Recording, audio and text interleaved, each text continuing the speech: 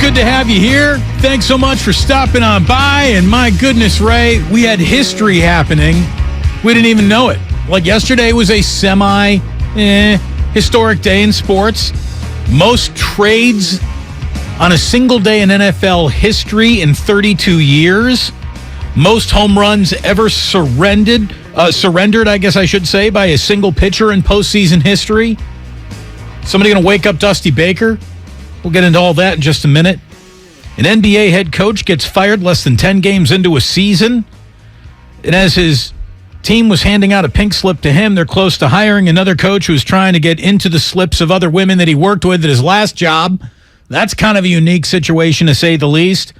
Oh, and we wake up today with the news that, what do you know, little Danny Snyder might actually think it's time to sell after all. Nothing's official yet, but they've called the bankers, which is, I guess, where you got to start any multi-billion-dollar transaction. Hi, Ray. Hi there. And you also heard about Becky Hammon. No, what happened? She's going to be an ESPN NBA analyst until the WNBA season starts. Oh, so she's not leaving the WNBA for that job? No, but she's getting one step closer to the league she should be working in. There you go. Congratulations to her. That'll be, I'm sure she'll be a welcome actual voice who understands basketball in a world where not a lot of people understand basketball. And look, we live in that world. And she's not likely to shout the way so many ESPN people do. I thought you were directing that at me for just a second there. I can if you'd like, but don't shout. Okay. Don't shout. So when it comes to screaming about the NBA, I know that there are some Warriors fans who are doing that online. And look, they're 3-5 overall. They're 0-4 now away from Chase Center. They've officially lost 3 in a row. The Heat beat the Warriors last night. Again, they remain winless on the road trip. They haven't even won a game away from Chase. And a 116-109 final yesterday. The Warriors, look, they played well. They flashed. Sort of a little reminder that they could play defense in a moment, but they couldn't string enough of those moments together. And what do you know? 116-109. They end up losing in South Beach, getting outscored 30-15 in the fourth quarter. So it was a little bit of an offensive letdown as well. There were a couple opportunities, Ray, to win that game, or at least, that's a big bucket. It's going to be tough for Miami to overcome that should they hit that bucket. They weren't able to hit that bucket. And Klay Thompson took the shot that was the big bucket shot 3 different times. 2 were clean, wide open looks. The other one, maybe not so much, but another disappointing night of Warriors basketball. And we got Steve Kerr live at 4 o'clock to talk about where his team is right now. Yeah, they shot 28% in the fourth quarter. That'll do it. That'll do it. That'll pretty much do it. I know that's when they led another 30-point quarter up from their opponent. You got Max Struss, going for 24 off the bench. Struzel, whatever. He destroyed the Warriors last night. You can't let him do that. Jordan Poole had a bad game. He was minus 23 in the box score. JaMychal Green was even worse, even though he went 9 for 9. No, he was minus 22, so Jordan Poole was even worse than that. Look, the Dubs are getting beaten over the last 4 or 5 minutes of just about every single quarter they're playing, whether it's the bench, whether it's the starting 5. It's been a disappointing closeout quarter after quarter after quarter after quarter, and that's got to be rubbing on Steve and the team the wrong way, which is why you need a coach who knows how to dance around a press conference. And even though the Warriors aren't in mid-season form, I thought Steve Kerr was at that little post-game presser last night where I think a lot of people wanted to come with knives out saying, what's wrong? And he just basically calmed everybody down, saying, I'm pleased pretty much mostly with tonight's effort. We would have liked to have played a few more moments differently. The big foul that was a no call on Curry is something that he might still be a little upset about, but I, as a coach, I'm not going to project that frustration. This is what it's like to have a calm and steady hand on the switch. Also, he's not going to tear into the team 2 nights in a row, because the other night he made a point of saying how unhappy he was with the way they played. And if you're going to start doing that night in and night out, that's the fast track to a team just turning you off. And he's already got enough trouble getting the second unit to pay attention without just burying them on a nightly basis. Stick, carrot. Stick, carrot. You got to know when to dangle or do a little good old-fashioned stick whooping. Yeah, or more importantly, to not suddenly get the fan base riled about something that you're trying to fix. I know that a lot of the fan base is riled up about Jonathan Kuminga. He gets his second DNP coaching decision last night. And look, young players do need to play. There isn't only one young player waiting in the young player who needs to play line, so that's kind of working against Jonathan Kuminga. And there's another thing that a lot of Warriors fans don't want to admit that might be working against Jonathan Kuminga, but it's true, and you can go into the box score, and you can see a guy who right now stinks. I mean, I'm sorry. I wish I could land it a little bit more gently than that. Jonathan Kuminga's numbers across the board stink. Just full-on stink. So when you're giving a level of measurable box score numbers that are collectively unimpressive, you start looking for the things that are nuanced that don't get measured in the box score, and those might be the things that this coaching staff thinks he's doing even worse than the performance in the box score that stinks. They're not happy with his production or his intangibles, and that's going to mean, for a young player, quite a few more DNP coach decision. I mean, if Steve Kerr reacted to the box score, Jordan Poole would have played about half as much as he did because he was genuinely awful. But I think what you hit on it when you said Kuminga's not getting it in any way that allows them to trust him with minutes yet. And that's going to mean that when they do have practices, he's got to show a quicker understanding of what they want him to do and the way they want him to do it. And, it's not punishment. It's just, we're trying to win basketball games here, is their view. So they're not going to give away minutes to somebody who right now isn't helping them win. Right. It's guys develop at their own paces. You can accelerate some guys through that pace. Some guys, no matter how hard you coach them, how hard you ride them, they have to develop at their own pace. Remember, 7 years ago, Jonathan Kuminga's never set foot on our continent and wasn't playing any sort of level of professional basketball. He is in the NBA because he is a world-class supreme athlete who has a lot of basketball skill to be developed. So I think he is going to be an important player for the Golden State Warriors. And they think he's going to be an important player. It's why they just picked up his third-year rookie option.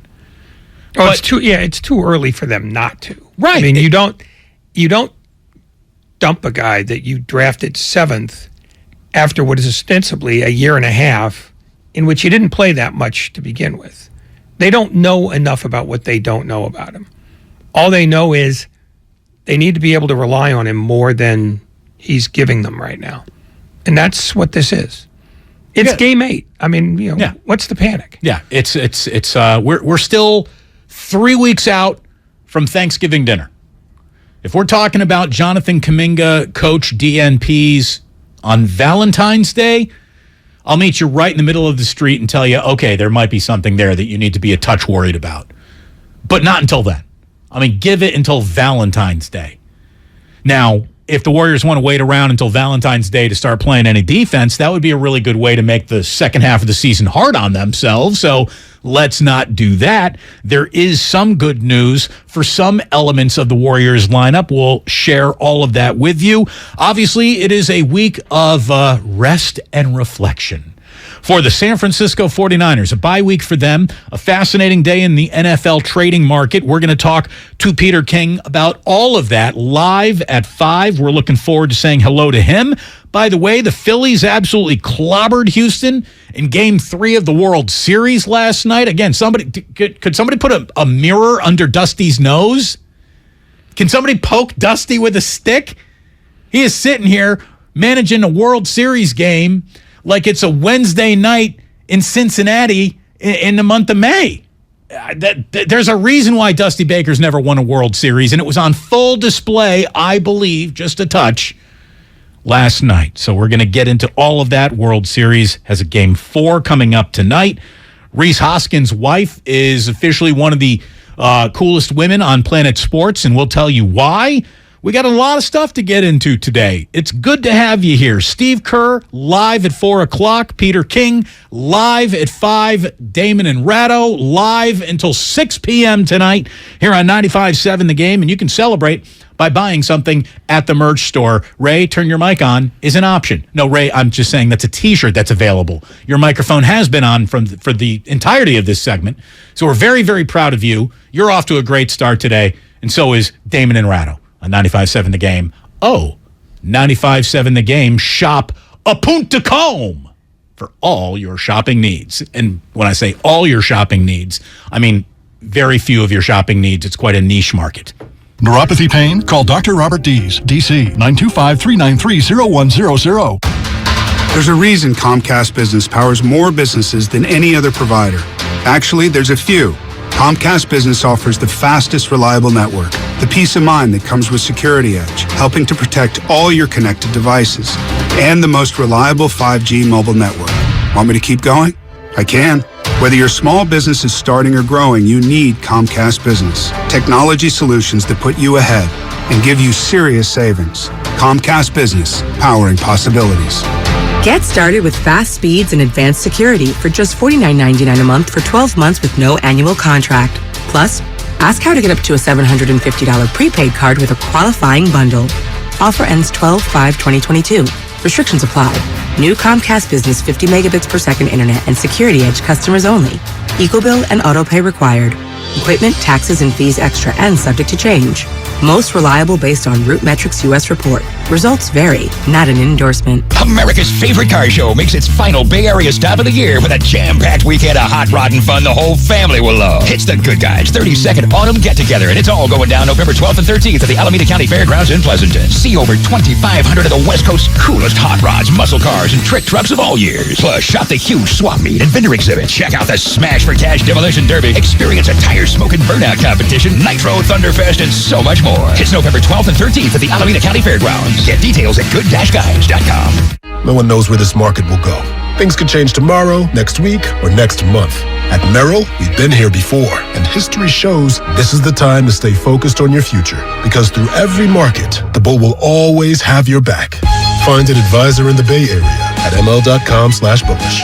Merrill, a Bank of America company. What would you like the power to do? Investing involves risk. Merrill Lynch, Pierce, Fenner & Smith Incorporated, registered broker-dealer, registered investment advisor. Member SIPC, a wholly owned subsidiary of Bank of America Corp.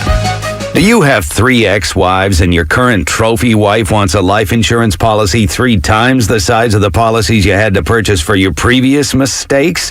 If so, you need to call Big Lou at Term Provider, 800-200-1966. Big Lou is intimately familiar with your problems, and if you're 50 or 60 years old and in reasonably good health, a $1 million policy should only cost about $100 to $200 per month. Big Lou may have a solution for your previous policies as well. You may even save enough money to lighten the load on your new $1 million policy. Remember, call Big Lou. He's like you, except he's only on number 2. Call Term Provider at 800-200-1966. That's 800-200-1966 for $1 million in term life insurance that you can live with. Call Big Lou at 800-200-1966. 800-200-1966. I'm Bob Burke, founder and chairman of Burke America Parts Group, a family of brands that includes RepairClinic.com, an appliance and HVAC parts solution company that's grown into an international brand. Before AmericanEagle.com, we partially launched a new technology platform developed by another firm. American Eagle helped take our technology to a whole new level with digital marketing, software development, and business insights into our key markets, appliances, HVAC, and outdoor power equipment, and did so both on time and on budget. AmericanEagle.com has the resources, experience, and talent needed to produce solutions. Our new technology platform, developed by AmericanEagle.com, has produced tremendous results with higher traffic, conversion, engagement, and online revenue. If you have any home repairs you need to take care of, check us out at RepairClinic.com. If you need a world-class website or technology project, then I would highly recommend AmericanEagle.com. Call AmericanEagle.com at 773-NETWORK. That's AmericanEagle.com, 773-NETWORK. You could save big when you bundle your home and auto with Progressive, but when we just come out and say it, it feels like it falls a bit flat. So we're going to tap into human emotion. First with some music. Then in a serious tone, I'll say, save big when you bundle your home and auto with Progressive. And even though it was about saving money with Progressive, we'll fade out the music so you know it was poignant. Wow, powerful stuff. Progressive Casualty Insurance Company and Affiliates. Discount not available in all states or situations.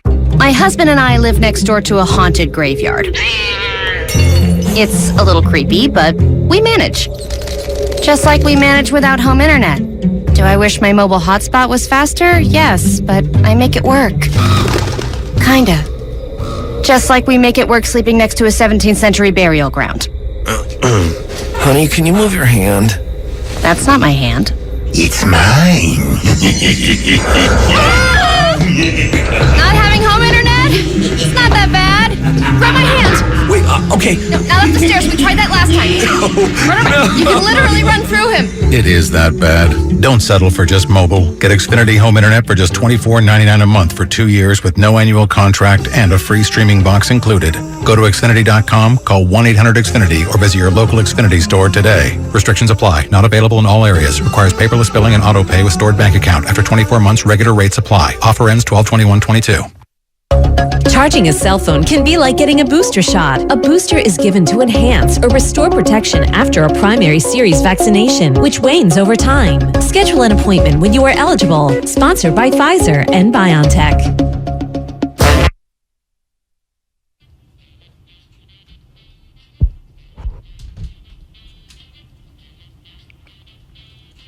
Now back to Damon and Ratto on 95.7 The Game. We are brought to you by Canyon Chiropractic. You can check this whole thing out right there on your loving radio dial, 957thegame.com, if you want to be more technologically inclined. We are streaming on Twitch, on YouTube. By the way, I don't know who screwed it up, but enough YouTube chatters were using enough potty mouth language, apparently, to where we disarm the chat. This is why we can't have nice things. There's always someone ruining the punch. Maybe it'll be returned to you one day, but that was not a decision that was made at the boots on the ground level. That was made in a corner office level. Ray, I'm guessing you can live with it. Oh, I'm dancing. You can still reach us, though, on the Xfinity mobile text line. It is good to have you there. Somebody's already very excited saying, hey, Damon, 3 weeks away from Thanksgiving means we're only 2.5 weeks from the annual Trent Baalke Thanksgiving draft. It is one of our highlights. We will replay it at some point. There's a lot that goes into the all-time highlight tape. Trent Baalke being elusive about what Thanksgiving side dishes he likes is on the highlight tape. Steve Kerr taking a bubble bath, I guess, would be on the highlight tape. My highlight tape is different than most highlight tapes, is what I guess I'm saying here. Yeah, it's a little creepy. It's a little weird. But it fits the show. So wash before and after. And please know what you want served on Thanksgiving. It's the right thing to do if you're coming on to the show. Somebody says Chef Curry got robbed by refs during a Warrior win over Miami. And look, that was a big moment in the game. There is no doubt about it. A foul on Steph Curry shooting a three, and he thought he was fouled. Like, he went to the free throw line, but the officials went to the replay. Here's how it sounded. Makes it 112-109. Warriors down 3, in trouble here. Minute 45 to go. Screen by Wiggins. Bounce pass to Draymond. Back to Curry. Straightens up. Shot, a whistle, and a foul. Butler fouled Curry. He's going to get 3 shots. Wow. So, there you go, right? Like, they went ahead and, Tim's just calling it as he sees it. Tim Roy, of course, with the call. But then they go to the monitors. After reviewing the play, the defensive foul has been overturned. The defensive player made contact with the ball and then had a high five.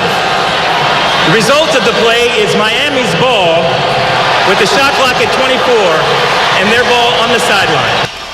So it was no three-pointer made, obviously. You're not going to the line for three, and as a matter of fact, Miami ball sideline out of bounds. Okay.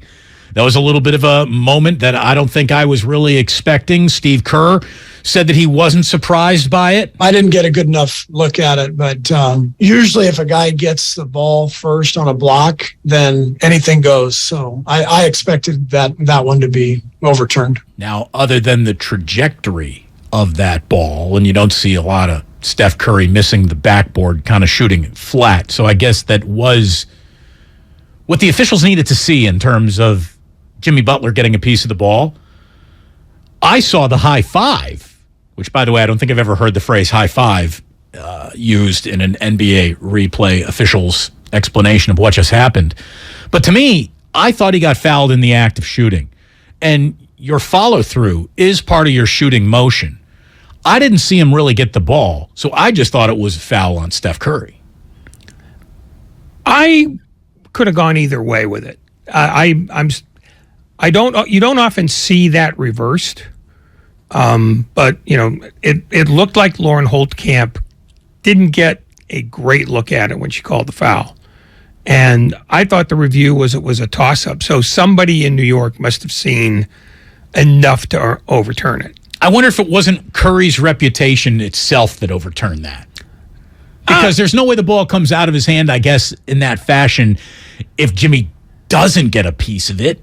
He clearly got a piece of it. There's no question about that. I mean, the question is whether he got enough of the ball that the contact on the hand is incidental. And I think that was the issue that Secaucus was looking at. Like, to me, I didn't know that you could high-five a guy at any point in time during your shooting motion. Like, even if you got a piece of the ball, I thought that you still couldn't come down on a guy like that. I mean, what's the difference between that and then fouling the body? It's because I guess you got a piece of the ball. But if you get the piece of the ball before anything else, it's going to have to be a pretty egregious foul for them to call something after the shot. And I don't know that there was anything egregious enough to do that. Steph Curry did not like it. It's an awful call. What you think I was supposed to say? I was just walking to the free throw line thinking that I was going to get 3 free throws and have an even score with a minute, some change left. It's tough when I clearly felt a lot of contact. I don't know what they saw besides the high five contact they talked about, but you got to be allowed to finish your motion. I felt like, especially when you slow it down in the slow-mo, it's pretty clear. There's a lot of contact, but what do I know about calls? What do I know about calls? In other words, I get screwed in this league. We all know that. Look at how rarely I'm standing on a free throw line. Look at how much I go to the basket. Look how many shots I take a night. By the way, Steph Curry, a triple-double in defeat last night. He was fantastic. The Warriors collectively around him, not so much. But that's just one call, Ray. That's just one call. And even though that one call was officially, in the realm of you don't see it often, what you see even less is anyone getting 3 carrying calls called against them in the same game. Jordan Poole was called for carrying 3 different times last night. And one of them, Steve Kerr even said, hey, Jordan did carry. And there was an ultra obvious carry from Jordan Poole where the ball completely stopped in his hand. He carried it like a pizza there for a second.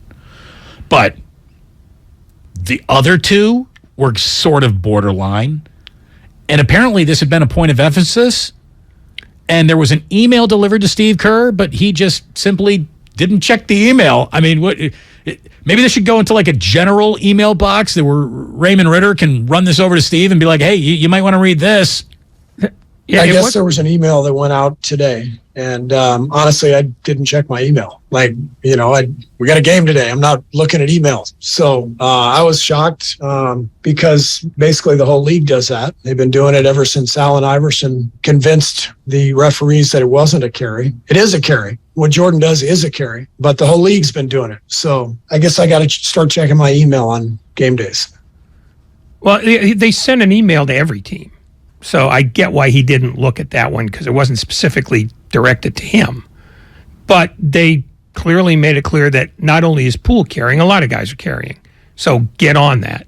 And Bill Kennedy, who was the official who called all three of them, is a veteran. He's worked finals.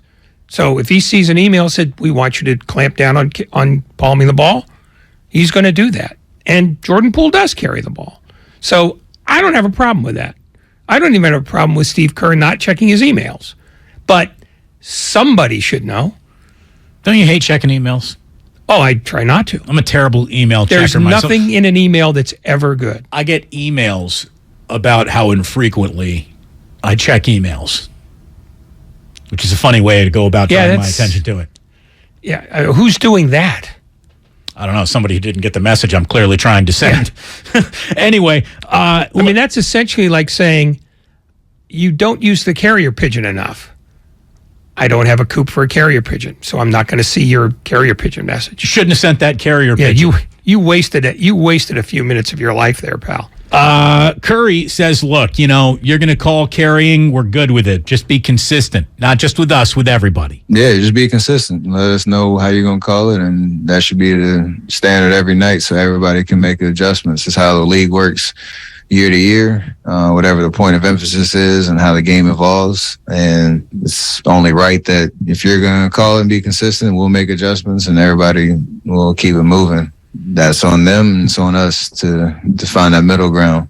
And just seemed like there's going to be a little bit of an example made tonight, especially certain calls out in the open when it doesn't really impact the game much. I do get, like, there are some that are pretty blatant and they're going to call them. But like you said, just be consistent and everybody will be happy. Again, there's a little bit of a difference in a carrying call at the top of the key as a guy is not even really dribbling to the basket, but just around the top of the key.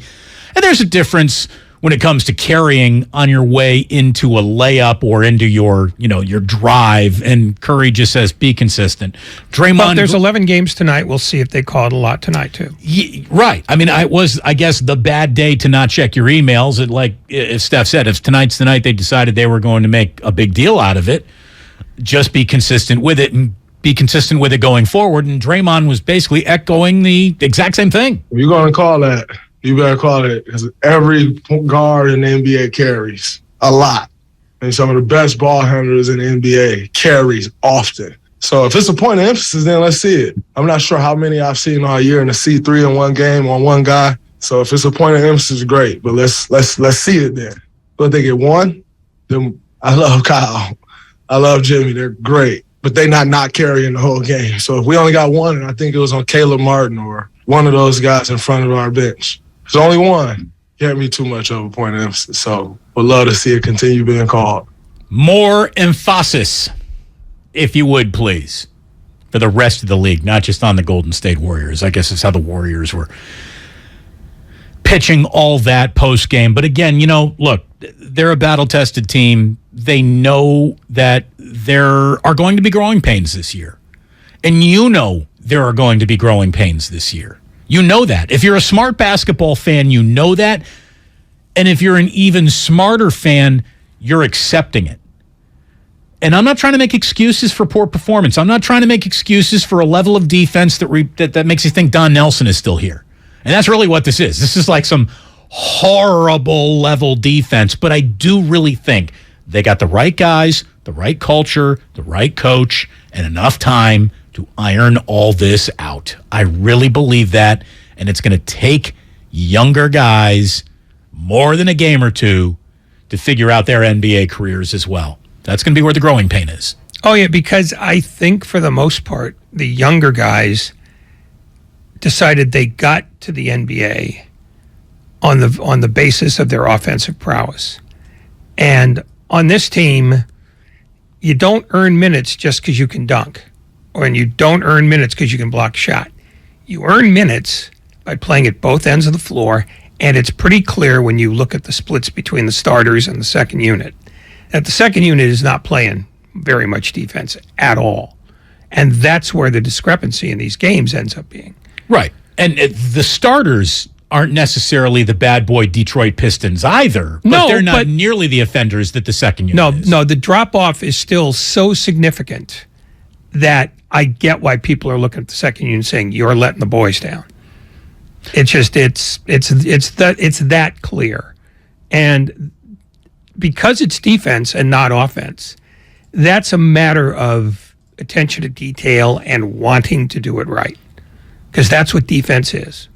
By the way, speaking of units, the Warriors starting five is officially cooking with firepower. Now, they need to be better defensively, too. There isn't a single guy on this team who doesn't have more defensive responsibility that they better start putting out on the floor night in, night out. Everyone. There is not a single Golden State Warrior that is immune to playing better defense as soon as possible. But the starting offensive five for this team does have one thing going for it that makes it hard to shake your stick at. The best offensive rating by any five-man lineup in the NBA this season with 75 minutes logged is the Warriors starting five in terms of offensive rating. Curry, Thompson, Wiggins, Draymond Green, and Kevon Looney have a 128.9 offensive rating in 92 minutes of court time this season, according to StatMuse. They do have the best. They got the most powerful five in the NBA in terms of scoring the basketball. Like Ray said, the drop-off between them, not just that offensive rating, but what happens defensively between them and the second unit, is maybe enough, Ray. And at 4 o'clock when he joins us, I want to ask Steve, are we maybe, and again, we're all still figuring it out. We're in the figuring it out portion of the NBA season. Is it maybe time to stop making wholesale substitutions? Does he need to take that second unit and make sure that it's not five guys out there playing the second unit that are all second unit guys? Does he need to have a Curry, a Clay, a Wiggins, a Looney, a Draymond on the court at all times? Because it feels like that's, a lever that was used in the past when this team would play with a more veteran, proven bench. They still sprinkled starters in. It wasn't wholesale. This is our first unit. This is our second unit. Now, maybe that's the price of a deep roster that they're paying. But maybe that's a path out of this. Just looking for some solutions until everyone demonstrably demonstrates that they're ready to be better defenders. Maybe you just don't have five guys who got it as their unique blind spots all out on the court at the same time. Well, I think the only guys that you could do that with would be Looney, who already is not playing a ton of minutes because that's how that works, and Wiggins. But you need Wiggins out there because he's right now next to Draymond Green, their best defender. And when the starters are playing, it's against the other team's starters. By and large, that's how it works. And given the fact that the second unit is playing as poorly as it is, they're getting second united. You know what I mean? They're doing this against, by and large. I mean, I haven't broken it down all the way to the granular level, but they're doing this largely against the other team's second unit. Right. They're losing a drag race against a car with the same horsepower. Essentially. Yeah. And so I mean, Steve Kerr is going to be loath. Well, he could speak for himself because that's what he does. But I think he's loath to start changing rotations this early in the year because the people who don't get as much time aren't performing well. If you change your rotation, it means that somebody off the second unit is going to be playing more than he was, and I don't know that anybody's earned that. So maybe you just say, look, we're getting clobbered when it's not even a young player in the second unit, but JaMychal Green is getting clobbered defensively. He is many, many nights. He is a minus double-digit number in the box score. So you just go up to Andrew Wiggins and say, look, man, I know you're giving us an awful lot right now. We'll make it up to you on the back end of this season when we're more comfortable rolling these other guys in. But instead of asking for 28, to 32 minutes a night from you, we're going to be asking for 36 minutes a night, 38 minutes a night. And we're just, we're going to make it up to you on the back end of this season. We'll be able to go ahead and give you a little bit more of a blow and some rest as soon as Andre Iguodala is ready to enter the chat. Well, I mean, he played 35 minutes last night, so it's not like that would be a big ask. But on the other hand, do you really want to exhaust one of your most important guys before your seasons hit double digits in games played? I mean, I don't think a few more minutes is going to exhaust someone who's still only 26 years old, 27 years old. He plays a lot. Look, I understand it's all cumulative. We'll make it up on the back end. We'll make it up. Well, I don't know that you get to make it up on the back end. There's a reason why they do this the way they do it. And every team does it this way. Nobody plays 3 full quarters of a basketball game anymore. It just, maybe LeBron because he's LeBron. But everybody else is 35, 36 is about the outer limit. And I don't think it's a matter of, well, you're young, you can, we'll give you a break when the games get more important. I mean, the truth is, the second unit's going to have to figure this out. They don't have an escape hatch except being better. And that's what they've got to figure out is how many minutes can they afford to give those guys and not get beaten up. Because you're not going to play Wiggins 38 minutes and Curry 38 minutes and Green 30. I mean, they're up there in years, and you're trying to save them for the crunch time when the rotations get shorter. Right now, the second unit is playing to see who the 3 best guys there are. Because when the rotation gets down to 8, tops 9, those are the guys who you're going to see night in and night out come February, March, and April, let alone the playoffs. So it really, the answer to your question is play better. I mean, it seems trite, but if you want more minutes, you want to be taken seriously, you have to do the stuff we tell you we want you to do. And I quite frankly think right now the second unit is trying to show its worth by working hard on the offensive end and not on the defensive end, and they've got to reverse that thinking.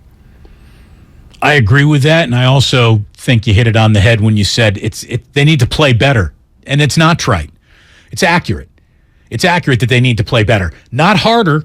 As a matter of fact, Steve went out of his way last night in that post-game press conference to talk about he wasn't upset with last night's effort level. It was the execution that clipped the Warriors. Tonight was great from a competitive standpoint. The ball was flying around in a good way. The first quarter was beautiful.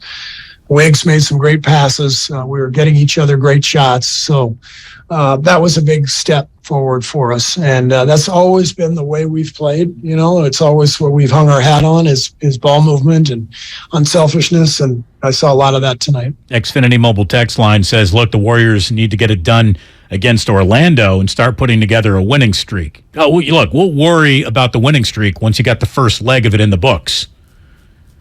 You got to snap a losing streak more than you need to worry about starting a winning streak. And let me tell you how I think that this is going to go, Ray, this 5-game roadie.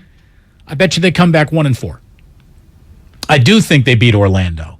And then the very next night, they've got a date with the New Orleans Pelicans, who are playing above expectations right now. Whether Brandon Ingram or Zion are even in there, they're cooking with some fire right now. So it won't be easy rolling into New Orleans, last leg of this 5-game roadie, which up to this point has yet to produce a win. I do think they get a win against Orlando.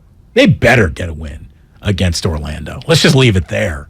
Well, and then New Orleans, I'm going to tell you right now, that is coin flip city. That could go either way. I don't know that it goes either way. New Orleans is playing very well, and I have no idea on earth who guards Zion Williamson the way he's playing right now. He's a beast. He dropped that weight. He got in the gym and became a better basketball player, not just a better athlete or a better physical specimen. He's changing games. And that's the reason why New Orleans is not in Tank City already, because I think he's definitely going to carry them into a top 8, maybe even a top 6 spot when this is over, because I don't know that San Antonio can maintain. I think ultimately out of that group, Dallas, New Orleans, and Memphis will be the three teams from the Central that get into the playoffs. Yeah. And they might be top six. All three of them. Yeah. I mean, I got all three in right now, and I don't I don't have San Antonio making the playoffs. No, but what I'm saying is I'm saying they're not going to be top 10. I think they might be top 6. By the way, the one thing the Warriors did last night, maybe soften up the heat for the Sacramento Kings just a little bit. Steve Kerr doing a solid for Mike Brown. Jimmy Butler is out tonight. I believe it's a back-to-back. He is not going to be playing against the Sacramento Kings. So there you go. We got Steve Kerr live in 20 minutes here on 95.7 The Game. Looking forward to saying hello to him. Peter King, he joins us at 5 o'clock. It's Damon and Ratto, brought to you by Fremont Bank. Full-service banking, no compromises. Today, Warriors head coach Steve Kerr joins Damon and Ratto at 4 p.m. What's interesting with James is even on the nights where, maybe he's been, in the negative, in the plus minus, he's still productive. He's scoring. He's got such good touch around the basket. He's such a lob threat. James is showing his potential. Steve Kerr, today at 4. Brought to you by Xfinity. Supercharge your home with supersonic Wi-Fi. Unbeatable internet, only from Xfinity. 2000, 2008, 2022. When it comes to the economy, those are some scary years. Dot-com crash, housing crash, and the roller coaster we're going through right now. It's a dangerous time to not know your numbers.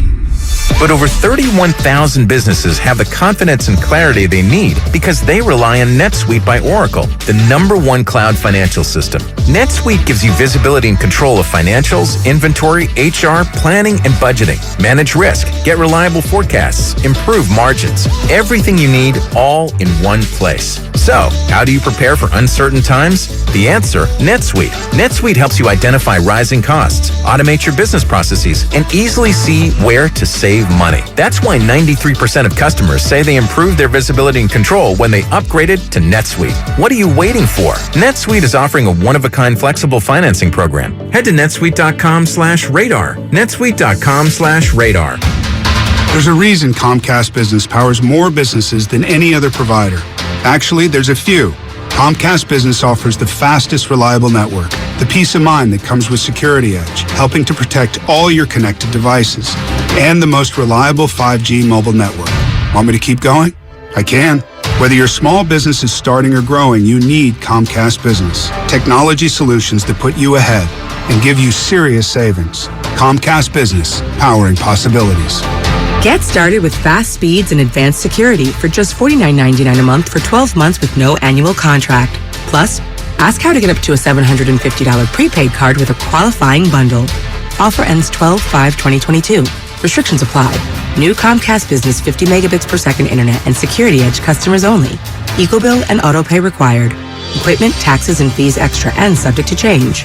Most reliable based on Root Metrics US report. Results vary, not an endorsement. If you own a business, this has been a bumpy ride. From pandemic to inflation, I'm sure you could use a break. If your business has 5 or more employees and survived COVID, you might be eligible to receive a payroll tax refund of up to $26,000 per employee.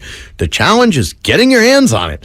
Hi, I'm Howard Mackler, and that's why I founded GetRefunds.com to cut through the red tape and get you that money. The team of tax attorneys we have put together are highly trained in this little-known payroll tax refund program. We do all the work, charge not a dime up front, and simply share a percentage of the cash that we get for you. Businesses of all types qualify, including those who took PPP, nonprofits, and even those that had increases in sales. We have helped return over $1 billion to businesses, and we can help your business too. Just go to GetRefunds.com and answer a few questions. This payroll tax refund is only available for a limited period of time.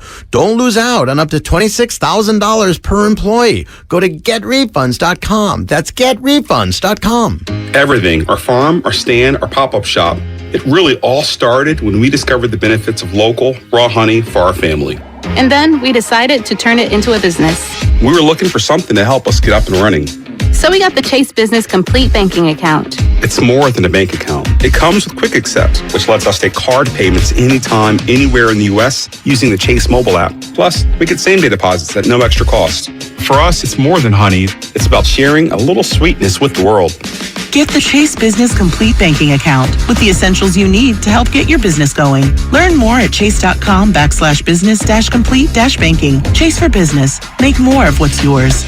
Quick Accept is not available in U.S. territories. Enrollment required. Usage subject to approval. Same-day deposits available for payments before 8 p.m. Eastern Time, Sunday to Friday. Fees and rates apply for checking and processing. Limitations and restrictions apply. Participants compensated. Merchant services provided by Payment Tech LLC and WePay Inc. Subsidiaries of J.P. Morgan Chase Bank and a member FDIC. Locked On Warriors is a daily podcast covering your favorite team, the defending world champion Golden State Warriors. I'm your host, Cyrus Saatsaz, and every Monday through Friday, Locked On Warriors brings you all of the biggest Warriors stories in around 30 minutes. We cover Stephen Curry and the dynasty that is one of the greatest teams in the history of this beautiful game. Listen to the Locked On Warriors podcast every day on the Odyssey app or wherever you get your podcasts. Anywhere fans go to cheer on their team, there are behind-the-scenes MVPs, ensuring everything is game day ready. We see you, Joe, fixing seats so every fan can enjoy every game. And Allie, who keeps her stadium running smoothly from the moment the first game starts to the last play of the season.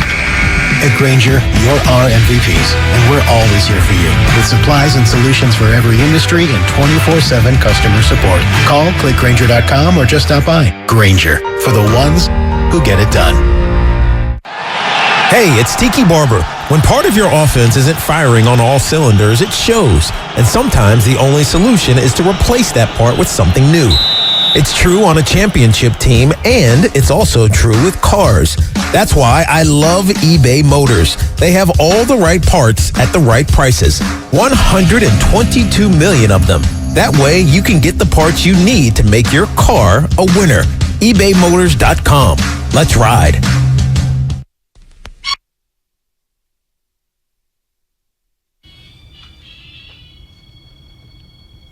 Now back to Damon and Ratto on 95.7 The Game.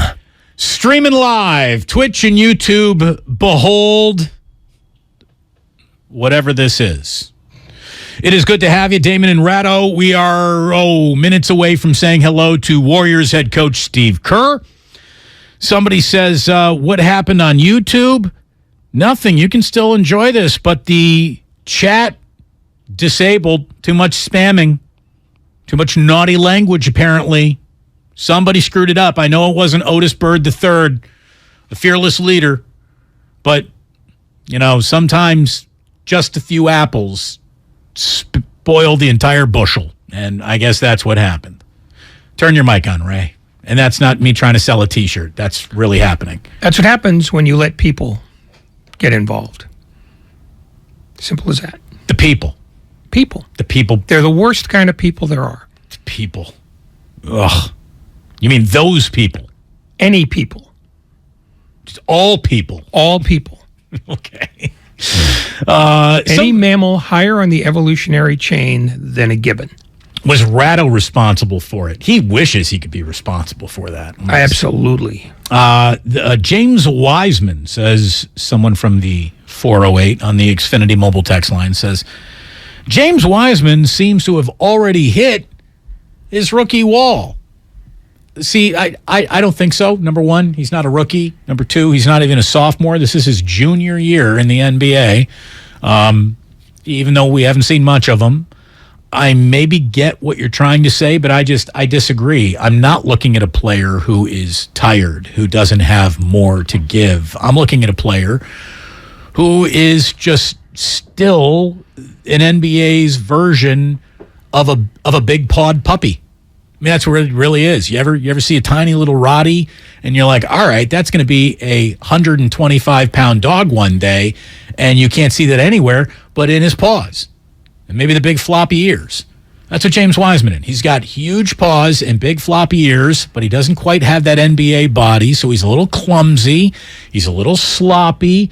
And because of those big paws, Ray, and you'd think it'd be the opposite, James Wiseman is getting better. He is improving. I am watching that with my own two eyes. He's better positioned. He is more patient with the ball. I'm not seeing a guy who is hitting any kind of a rookie wall in his third year in the NBA. What I'm seeing is someone who is a supreme athlete who has trouble controlling his body a little bit, which leads to fouls. Another thing that leads to fouls is the reputation that he does not have yet. Big, young guys always never get the benefit of the doubt in terms of, was that a foul, or were we just going to swallow the whistle here? So he is part of that grouping that really follows all big young men in the NBA around. Young big men, I guess I should say. And the other thing, Ray, is let's just be totally honest. He doesn't have good hands. He doesn't. James Wiseman's hands need a lot of work. Like if I'm Steve Kerr, I'm calling the Niners and I'm saying, look, can I get a jugs machine up here? Because I'm just going to start firing footballs at James Wiseman from about 10 yards away as fast as they will come out to start working on those hands. He does not have great hands. Yeah, they can actually save a lot of distance by just getting one from the Giants. They also use them. Okay, go ahead, do that. I'm just saying you could save the mileage. You could, well, hey. But the other thing is that he is still about a quarter step slow in reacting to everything. He used to be like a half to 3/4 of a step slow. His reaction times are faster, but they're still not where they need to be. And if you're not exactly where you need to be as a big man in this league, you're going to have fouls. I mean, and that's been true throughout the history of the league. You have to learn footwork. And by footwork, I mean having your feet where they need to be in time to set A, a good base when you're playing defense, and B, if you have to take one in the chest, you have a fighting chance of getting a charge rather than a foul. He also, like the other guys in the second unit, they do like to reach. It's just like, my arms are so fast and they're so long, I could strip the ball. No, you can't, because veterans know it's coming. Well, veterans know it's coming, and whether or not they're baiting you on that, referees are never going to give a young player the benefit of the doubt on a reach. They just don't. They don't. These guys will be allowed to play defense differently when they've earned that reputation, and they haven't yet. Across the board, they really haven't. I mean, Draymond still gets called for ticky-tack things, and you'd think that he would have, as much of a defensive reputation that would maybe make an official swallow a whistle, but then again, it's Draymond Green, so no one swallows whistles on him either. But the other thing is, he also tries more things defensively than most other guys. Well, and he gets successful when he hunts sometimes. Sometimes, but sometimes not. So, I mean, I don't think he's harshly whistled in the game frame, but it's when he tells the official what he thinks. That's when they squeeze him. There's only one guy I have ever seen routinely get away with fire in his hands at all sorts of dribbles, and it's Andre Iguodala. Andre Iguodala's still got the fastest hands in the West. I mean, I don't care how old the old man is, he still has a quick draw. He has a quick draw, and he knows when to pull it. That's the other thing. It's that Iguodala, as quick as he's been throughout his career, he was also smart, so he could pick his spots in a more efficient way than most guys could. And that's part of how he made his reputation.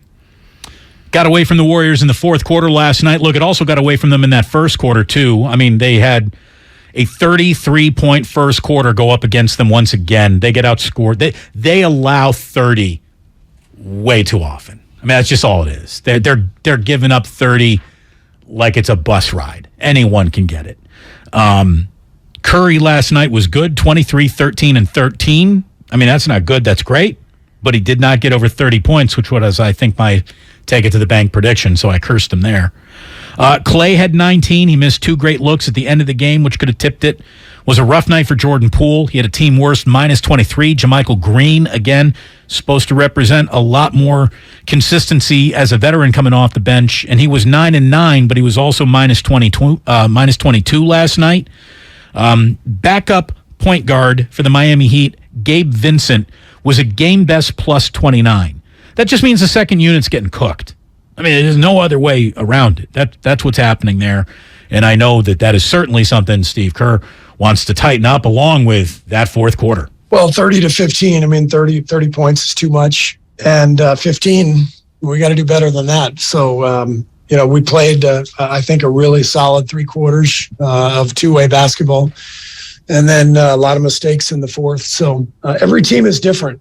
This is not last year's team. This is not the team from 2015 or 17 or 18. It's a new team. So we just have to find our way. And as I said, I really liked the fight tonight, and I liked a lot of the things we did. If we keep playing like that and clean a couple things up, we're going to be in good shape.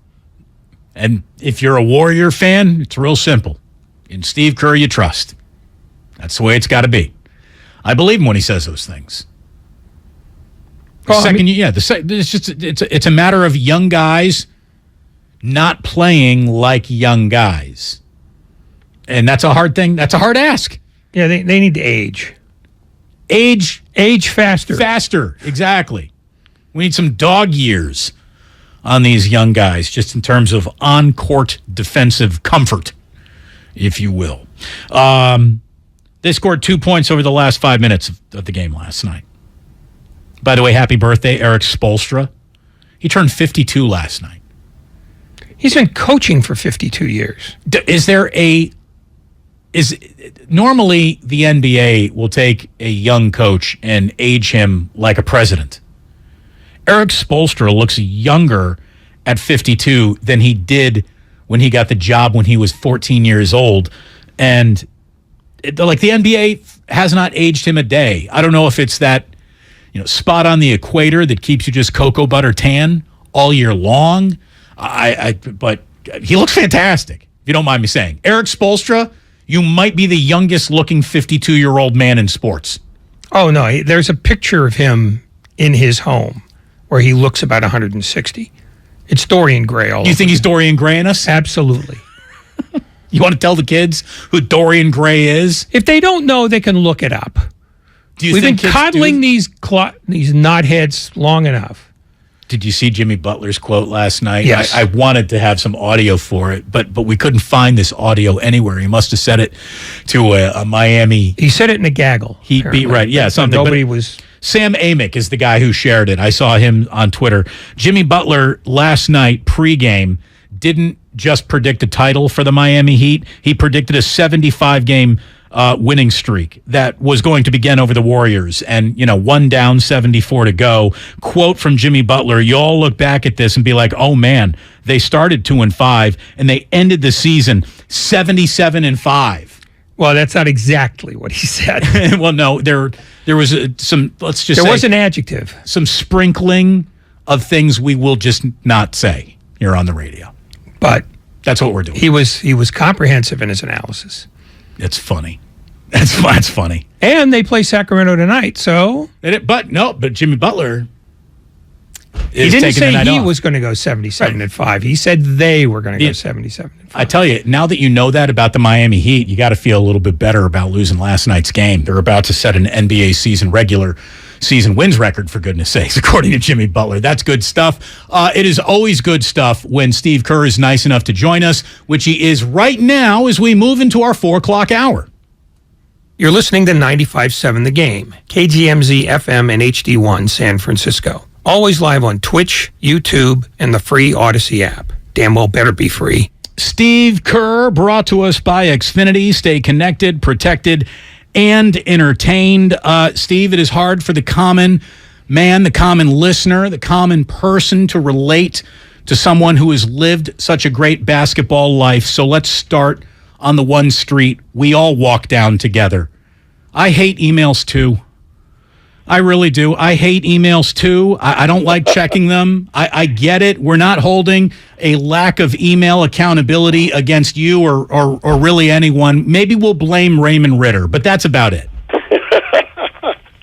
I'm always up for blaming Raymond. You know that. Do you need a personal assistant? Like the Warriors, I just saw the Forbes list come out. They can get you a personal assistant to check these things. Yeah, I actually have one, but, I finally did read the email today, and there was nothing in it about carrying violations. So I think the whole email thing was just a rumor that came out yesterday. There, by the way, it's really refreshing to hear someone just say, that was carrying. And there was one time where Jordan literally was carrying a tray of cocktails. I mean, that's how much he was carrying the ball. The other two, little iffy. That one time, absolutely, they would have called that on you. Well, I mean, the reality is NBA players have been carrying the ball for 30 years, and I'm not making a joke. I mean, Allen Iverson changed the whole game with his crossover move because it was a blatant carry, but it was such an incredible move and so fun to watch that he changed the game with it, and everybody started to do it. And now, the hesitation crossover is a staple in the game. Now,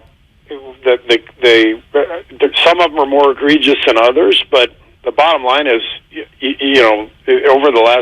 since I've been coaching last 8 years, you might see one carry called every 3 games, and all of a sudden we get 3 on one player in one game, including 2 that aren't even involved in a play where he's gaining an advantage. It was very bizarre. It was very bizarre. You've also been a stickler over the years about traveling violations. Are you getting more traction on that at least? No. Okay, good. Yeah. I'm glad you're happy about that, Ray. Well, no, I'm just, I just wanted to get an answer because I just want to know how that the league memos are still working the way they should. How about defensive 3 seconds, which, by the way, we now refer to as the Margot? Yeah, good. I like that. She can see it. We want the NBA to see it too. Steve Kerr with us here. So, look, you've been drilling down defensively since your career as a head coach started. How upset are you that all the lessons that you've been teaching throughout the years maybe aren't more drilled down into this team right now? It's early. I mean, nobody likes to lose, but this is all part of it. We've got a new team. You can see, I mean, our 5-man starting lineup is the best 5-man combination in the league. Those guys have been playing together now for years. There's a confidence level. They come out and they know exactly what they're doing, and now we have to build that with our bench and with the next guys who are coming in to help, and that doesn't just happen overnight, and it especially doesn't happen when you're putting a lot of new faces and young players in at the same time coming off the bench. So what we've tried to do is, as you've noticed, is kind of keep a couple starters on the floor at the same time as the young guys, as the new guys. But as I said, it takes time to build chemistry and continuity and familiarity, and in the meantime, there's some growing pains, and that's okay. That's all part of it. And obviously, that's what everyone signed up for, with the 2 timeline storyline that's been, so well covered. And I just think it's something that we all have to go through kind of together. Is there any coaching trick or drill or something that impacted a team that you played for to make better defensive effort that you can deploy in practice, in a team dinner conversation? Like, what besides actual defense in an NBA game can improve defensive effort in an NBA game? So you're asking about pixie dust? Yeah, do you have any of that? You were in Miami, great place to pick it up. Yeah, I mean, the bottom line is there's no shortcut to being really good at something. The 10,000 hour rule applies to everybody and in every profession. It takes time. It's just the way the human brain operates. It's the mind and the body having to connect. All of those things. It just takes time. And so the great thing is these young guys all have a ton of talent, and they're smart, and they're driven, and they want to do well, and they just need reps. And obviously the tricky part is we're also trying to defend our championship, and so how do you get the reps that those guys need and balance out the momentum of each game, and we're not in a place yet where we've been able to do that. But the goal is to try to be able to do that. Is it a fair question to ask? Roughly, how long should this take? I don't need a specific date or a specific game, but in general, how long should this process take? No idea. Okay. Yeah. You just don't know, because every player develops on his own time, and every player comes from a different set of circumstances and different background, and I can tell you too that it's for us as an organization, as a staff, we have to learn about combinations too. So it's not just one player has to gain enough reps to be ready to win. It's a bunch of things have to happen, all at once. You got to have multiple players developing, but you also have to have players filling certain roles. You have to have, different combinations that are effective. Then you have to get comfortable with whatever scheme you deem is the most effective for that group. That's why continuity is so crucial in this league. It always has been, but I think we're a perfect example of that. We've got a group that's been together for a long time, and that's why they've been very successful. Obviously, the talent has a lot to do with it, but the continuity matters, and so we're trying to incorporate some new guys into that, and that's it. Like I said, it just takes time. You just don't know, exactly what that means. How many days, how many reps? You don't know exactly what all that means. You just keep working. You keep going. Steve, were you surprised to see Miami have so much success with the old Syracuse matchup zone that they pulled out on you? No, it was interesting. They ran some of it against us last week in San Francisco. So we felt a lot better about it in the first half when we saw it last night, and we had some really good possessions against it.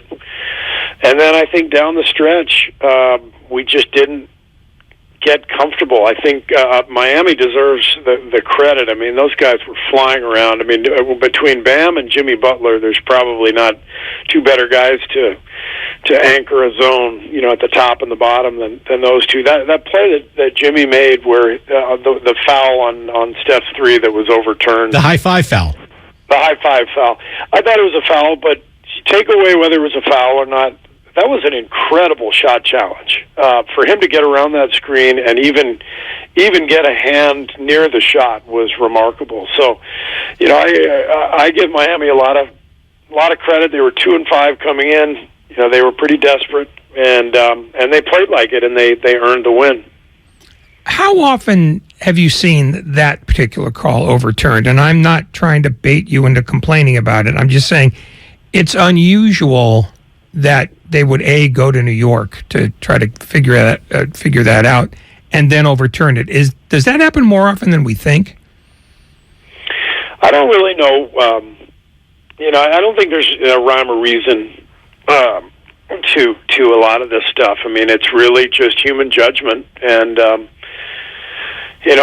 seen plays on replay that I thought, oh my gosh, this is for sure going to get overturned, and they weren't. And then I've seen plays that I thought, no chance this gets overturned, and then they are, like last night. So it's replay is the intentions are great with replay. We're trying to get things right, but there's a lot of subjectivity to it. There's a lot of nuance, and there's a lot of repercussions to it. So I've told you guys before, I'm not a fan of replay. I don't think it accomplishes what we hope that it does, and I would like to see replay just go away, other than buzzer beaters. Just did a guy get a shot off at the end of the quarter, at the end of the game in time? Just leave it at that. I agree with you. I would also take time to look at who's got possession on an out-of-bounds ball in the last minute of quarters. Like, we could take a look at that too. But disrupting the flow of the game to make sure every moment of the game is perfectly officiated, I think, is the bigger crime. Mm-hmm. Steve? the flow is everything in basketball, and I think because the flow is compromised, and even the integrity of the game is compromised based on the unintended consequences of replay. The one I point to all the time is the famous Ray Allen shot against the Spurs in the finals. That's one of the great shots in NBA history. And because of the replay rule, the officials decided to stop the clock just to make sure his feet were behind the line. But in doing so, they stopped the Spurs 4-on-4 fast break with Tony Parker, the fastest player in the league at the time, from going down and in a 4-on-4 with Ray Allen out of the picture because he was buried in the deep corner.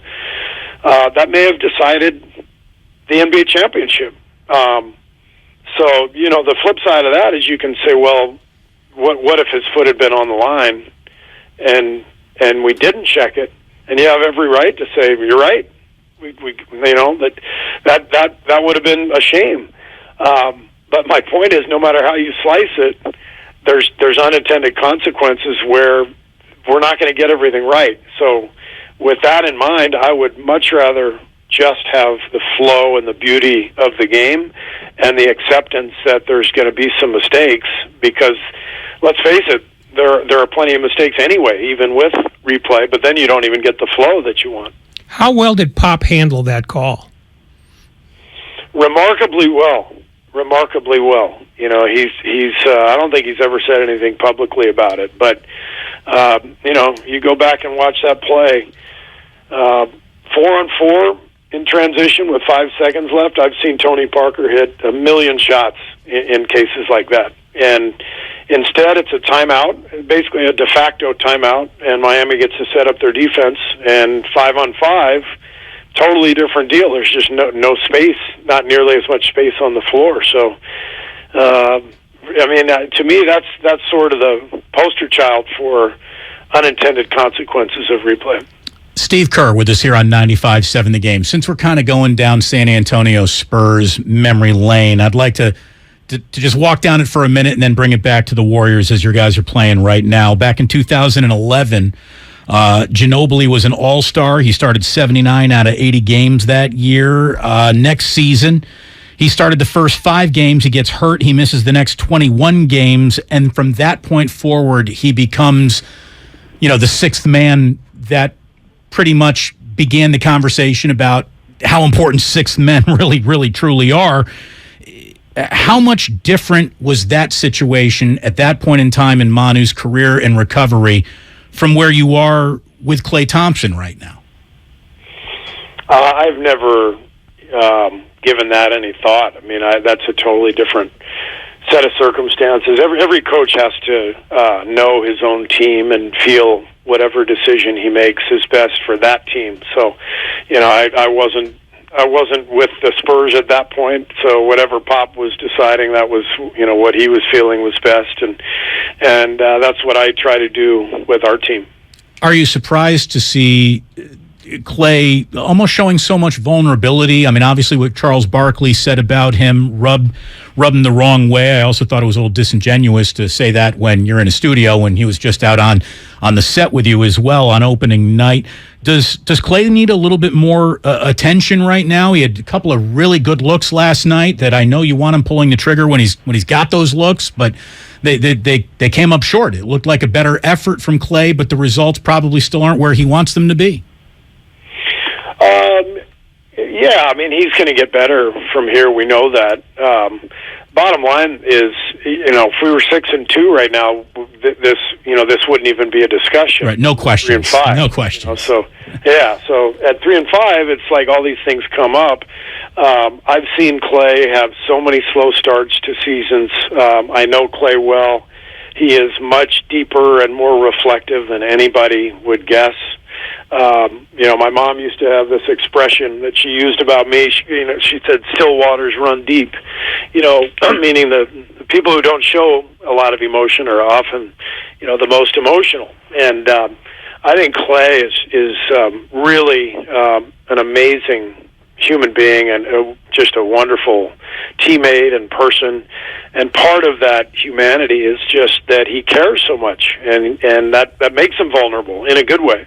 But it also makes him prone to beating himself up a little bit when he's in a bad shooting stretch, and that was true before the injuries, and it's still true now. So, main thing with Clay is just for him to keep doing what he's doing and keep playing, and as our team gets better, he's going to get better, and vice versa. And it's all out there in front of him and our team, and I'm excited about it. Would this be a discussion internally if you were 6-2, or do you know him so well that it's not a discussion at all? No, I mean, what I was saying is it wouldn't be a discussion with us on this show right now if we were 6-2. We'd be talking about the good things, in our winning streak or whatever, and it might be an aside, but no, it wouldn't really matter that much because everyone would say, well, Clay will get going. But when you're losing everything, everything is exposed and everything is examined, and that's all part of it. That's part of the gig. And I tell our guys that all the time on our team is that that this is a huge business, and so much of the business, so much of salaries are paid for by intense scrutiny. So it's a big part of our jobs as players and coaches is to handle that. So Clay knows that, so he can handle it, and the focus now is just let's keep moving it forward and let's keep getting better. In a little evidence that we can see some performances through, the losing that is followed you guys onto the road. How about Steph Curry with the quietest 13-rebound triple-double maybe of his career? I mean, 23, 13, and 13 for Steph last night. How's that guy getting 13 rebounds? My goodness. Incredible. I mean, he's just got such a nose for the ball. He's constantly anticipating, where the ball is heading. He's also fortunate to play with, Looney and Draymond who constantly are boxing their guys out. There are some teams where the big man is, just constantly gobbling up all the rebounds, 15, 17 rebounds. And that's a luxury, too. But we're a team where, Draymond and Loon are box-out guys more than they're heavy rebounders. And Steph recognizes that. So while they're boxing people out, he's anticipating where the ball's going, and he's racing to get it. But he's just Steph is playing at such a high level. He's so amazing. Still playing at a level that a lot of people wouldn't have expected at his age. But he's still going strong. Absolutely incredible performance again. Just really in all games so far this year for Steph. Steve, who is Jonathan Kuminga's veteran? Can that player help him become a better player just through, saying, how about this? Let's just start with this question. Do you want Kuminga to be a rebounder or a box-out guy? Both. I mean, it's the game. The game has a lot of nuance to it, and so for young players, as I was saying earlier, it's all about reps in practice, reps in your workouts, reps in games, because there are times to be a rebounder, there are times to be a box-out guy, and you got to recognize those and multiply that by 100 when it comes to the game, like rotations and passes to make and taking an extra dribble to get out of pressure in order to make the next pass. All these little things that you have to feel through experience. Young guys have to learn, and so that's all part of it. JK's doing great. He's working hard. He's kept a good attitude. He's going to get his time. He's going to get his chance. And so I'm not worried about him. Are the conversations that you have with him, is he demonstrating that he understands the patience that he needs to put on his own career, no matter how frustrating that is? Well, he's a young guy. He's very quiet. So he's not someone who's going to express a lot of emotion one way or the other, and so that's why it's important that Andre Iguodala is here. Andre, you asked earlier who's his vet. Andre's his vet, and Andre is doing a great job of having the conversations with JK that need to be had, and on top of the ones that JK and I have, and his assistant coaches have with him. So this is all part of it. And the bottom line is when you look at the NBA today compared to where it was 20, 30 years ago, the teams are basically the ones developing these super young guys, whereas back then, John Thompson and Dean Smith and Lute Olson were developing them, and so when Bobby Knight. Bobby Knight. Oh yeah, Bobby Knight. Sorry, I forgot the Indiana fan you were. Hey. But it's the truth. I mean, back then it was the college game was our farm system, and so you were getting guys who had built up the foundation in their game to prepare them. Now we have to offer them that foundation, teach them that foundation. So it's a little different. Do you ever worry, just talking about Kuminga, that there might be too many voices? Do you try to sort of limit your conversations with him so that maybe the message becomes simpler for him? Or is it still too early to try to figure out a pattern there? No, that's all part of it. You get to know somebody, you build a relationship with them, and you just try to connect and help that person. I mean, that coaching, by definition, is to help someone become better and to help them get the best out of themselves, and that's what we try to do with all of our guys. And it doesn't always mean, hey, you get to play. It means, here's what you have to do to keep getting better, and here's how you can weather the storm, and your time is coming, and you just got to keep people moving in the right direction. Are we getting closer to an Andre Iguodala on-court sighting? Not yet. I think he's as I said publicly last week, we're really taking our time on this because we want him healthy down the stretch, not right now. And where he is age-wise, it doesn't make a whole lot of sense to expose him right now and play him a ton of games and possibly lose him later on in the year like we did last year. So what if Steve Nash just shows up and is standing at the free throw line telling Draymond to get his elbow just a little bit more towards the basket, and he pretends like he never even left? Would that be cool? Oh, as a consultant? Yeah, he just shows up again. He never left. Forget about Brooklyn never happened. I'm just here. Let's get those free throws down, boys. Either that or he'll be on the tennis court and playing with his kids and enjoying his freedom. I know which one I would choose if I were him. I mean, it's at least an 8-week vacation for the Nashes if it's my call, right? Oh, man. It's time for Steve to enjoy his freedom and get away from the nonsense. Boy, I say you were so honest when you said, if I were head coach of the Brooklyn Nets, I'm not doing very well in that job either.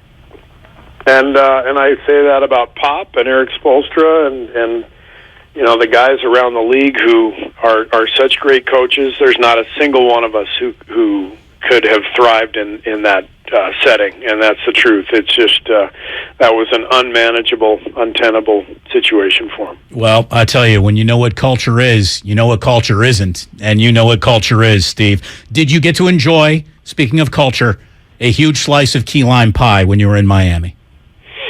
I did not, but I got in the Atlantic Ocean quite a bit, which was healing. The healing properties of the Atlantic Ocean were definitely helpful the last 2 days. Now, are you ripping the Pacific? Excuse me? Are you ripping the Pacific Ocean? I'm a big fan of all oceans, Ray. Okay. I just wanted to clarify that. We don't want you to get burned on the internet. The Atlantic's awfully warm right now, just so you know. He's pro-ocean. I think Clay needs like a 2-inch thick wetsuit to just hop in the water out here. So there's your difference. Steve, thank you as always. Appreciate your time. Finish up this road trip with a couple of wins for us. Thank you so much. All right. Thanks. See you guys. Steve Kerr, Guy's just fantastic every single time we get to talk to him. And look, he understands what the task is. He understands that he's got guys who are so young right now, they might not be ready for the task. There will be growing pains. Know that. They're going to be patient. You got to be patient. And I bet you the patience eventually pays off. I mean, if patience is going to pay off for Jonathan Kuminga, think how much it could actually pay off for Jonathan Kuminga fans eventually. So put that in your pipe and smoke it. Those two things are mutually exclusive. We have Peter King joining us at 5 o'clock here on 95.7 The Game. We're looking forward to that conversation as well. Great stuff from Steve Kerr. We are brought to you by MB Jesse Painting. Are you a commercial property owner or manager working on 2022 painting plans? Well, MB Jesse Painting offers full repaints, maintenance painting, carpentry, wood rot repair. Heck, Matt Jesse, the M in MB Jesse himself, came to my house and painted my front door for me. They're really good. They do a great job. So why wait? You got any painting plans? Call 855-MB-JESSE today. That is MBJESSEE.com. My husband and I live next door to a haunted graveyard. It's a little creepy, but we manage. Just like we manage without home internet. Do I wish my mobile hotspot was faster? Yes, but I make it work. Kinda. Just like we make it work sleeping next to a 17th century burial ground. Honey, can you move your hand? That's not my hand. It's mine. Not having home internet? It's not that bad. Grab my hand. Wait, okay. No, now up the stairs. We tried that last time. You can literally run through him. It is that bad. Don't settle for just mobile. Get Xfinity Home Internet for just $24.99 a month for 2 years with no annual contract and a free streaming box included. Go to Xfinity.com, call 1-800-XFINITY, or visit your local Xfinity store today. Restrictions apply. Not available in all areas. Requires paperless billing and auto pay with stored bank account. After 24 months, regular rates apply. Offer ends 12/21/22. No one knows where this market will go. Right now, it feels like a wild ride. But one thing's for certain, there's a way through it. And the experience and guidance of a Merrill advisor can help you get there. Because where there's a bull, there's a way. Find an advisor in the Bay Area at ml.com/bullish. Merrill, a Bank of America company. What would you like the power to do? Investing involves risk. Merrill Lynch, Pierce, Fenner & Smith Incorporated, registered broker-dealer, registered investment advisor. Member SIPC, a wholly owned subsidiary of Bank of America Corp. Are you interested in new career opportunities in the Bay Area and want to make a difference in your community? The San Francisco Sheriff's Office is looking for people considering a job in law enforcement right now. If you're at least 20 years or older with a high school diploma or equivalent, the San Francisco Sheriff's Office wants to hear from you. Enjoy full benefits, flexible schedules, and opportunities for growth and promotion. For employment announcements and more information, visit sfsheriff.com. That's sfsheriff.com to apply today. Open wide. Let me see that smile. There's a back-to-school braces boom at Doc Kelly's office. Can you hold on for a sec? Can someone bring me more brackets? She needs to realign her staffing plan with more registered dental assistants. Can you reorder the rubber bands in red? Indeed can help her hire great people fast. I need Indeed. Indeed you do. We instantly connect you with quality candidates whose resumes on Indeed match your job description. Visit Indeed.com/credit and get $75 towards your first sponsored job. Terms and conditions apply. Get in the zone, AutoZone. Welcome to AutoZone. See better and stay safe on the road with our visibility event. Right now, you can earn up to $20 in bonus rewards when you buy a pair of Rain-X Quantum Wiper Blades and Sylvania Silverstar Ultra headlights. Take advantage of the rewards from October 31st until November 13th, in-store or on AutoZone.com. Get in the zone, AutoZone. Restrictions apply. Offer available to AutoZone Rewards members. AT&T Fiber presents a straightforward moment inspired by straightforward pricing. And now we just cube the pancetta as such. So what's on the menu tonight? This carbonara I found online. It's fire. You gonna love it, Mom. I hope you hold on to this AT&T Fiber, son. It's nice. Yeah, you should settle down now that you're a good gillionaire. Oh, I am. I finally found the one internet I've been looking for my whole life. So, no more one-year stands? No, I'm done with all that. With AT&T Fiber, there's no price increase at 12 months. What about equipment fees? Nope. Those were never any good for you. Exactly. But now, everything's completely straightforward. Well, in the spirit of being straightforward, I never liked any of your old ones. Me neither. Blah. Y'all never told me that. But we're being straightforward now. which feels good, yeah? Yeah. Now let's get straightforward about that girl he's been seeing. Straightforward is better. No equipment fees, no data caps, no price increase at 12 months. Live like a gagillionaire with AT&T Fiber. Limited availability in select areas. Visit att.com/hypergig for details. Finding the right Medicare plan? Oof, no easy feat. Kind of like those dances my granddaughter loves making me do. But then I found Walgreens FindRx coverage. Lets you compare plans online, over the phone, or in person. Made Medicare shopping so easy. Plus, I found plans with low-cost copays. I can get down with that. Medicare annual enrollment ends December 7th. Find a plan that's right for you at walgreens.com/Medicare. You can't get much for $5 these days, unless you go to Wendy's for a $5 Biggie Bag. Get your choice of double stack, junior bacon cheeseburger, or crispy chicken BLT, plus 4-piece nugs, fries, and a drink, all for just $5. You got that bag, you got that Biggie Bag, you got that bag. That was smooth, wasn't it? That's how you're gonna feel when you get that Biggie Bag at Wendy's. U.S. price and participation may vary. Includes 4-piece nuggets, small soft drink, and small fry. Prices may be higher in Alaska and Hawaii. Hi there, I'm your host, Dog, filling in for the human who's normally here and bringing you the smells and sounds of the holidays, courtesy of Beggin' Dog Treats. We wish you a begging Christmas. We wish you a begging Christmas. Dog rest ye merry Doberman, let begging you acquire. Deck the halls with strips of begging. Arf, arf, arf, arf, arf, arf, arf, arf, arf. Remember, for bacon-loving dog excitement this holiday, it's begging! In San Mateo, clear skies overnight, lows in the mid-40s. Weather brought to you by Pfizer and BioNTech. This fall, there are now updated COVID-19 booster shots designed for recent Omicron variants. Learn more and schedule your updated booster at vaccines.gov.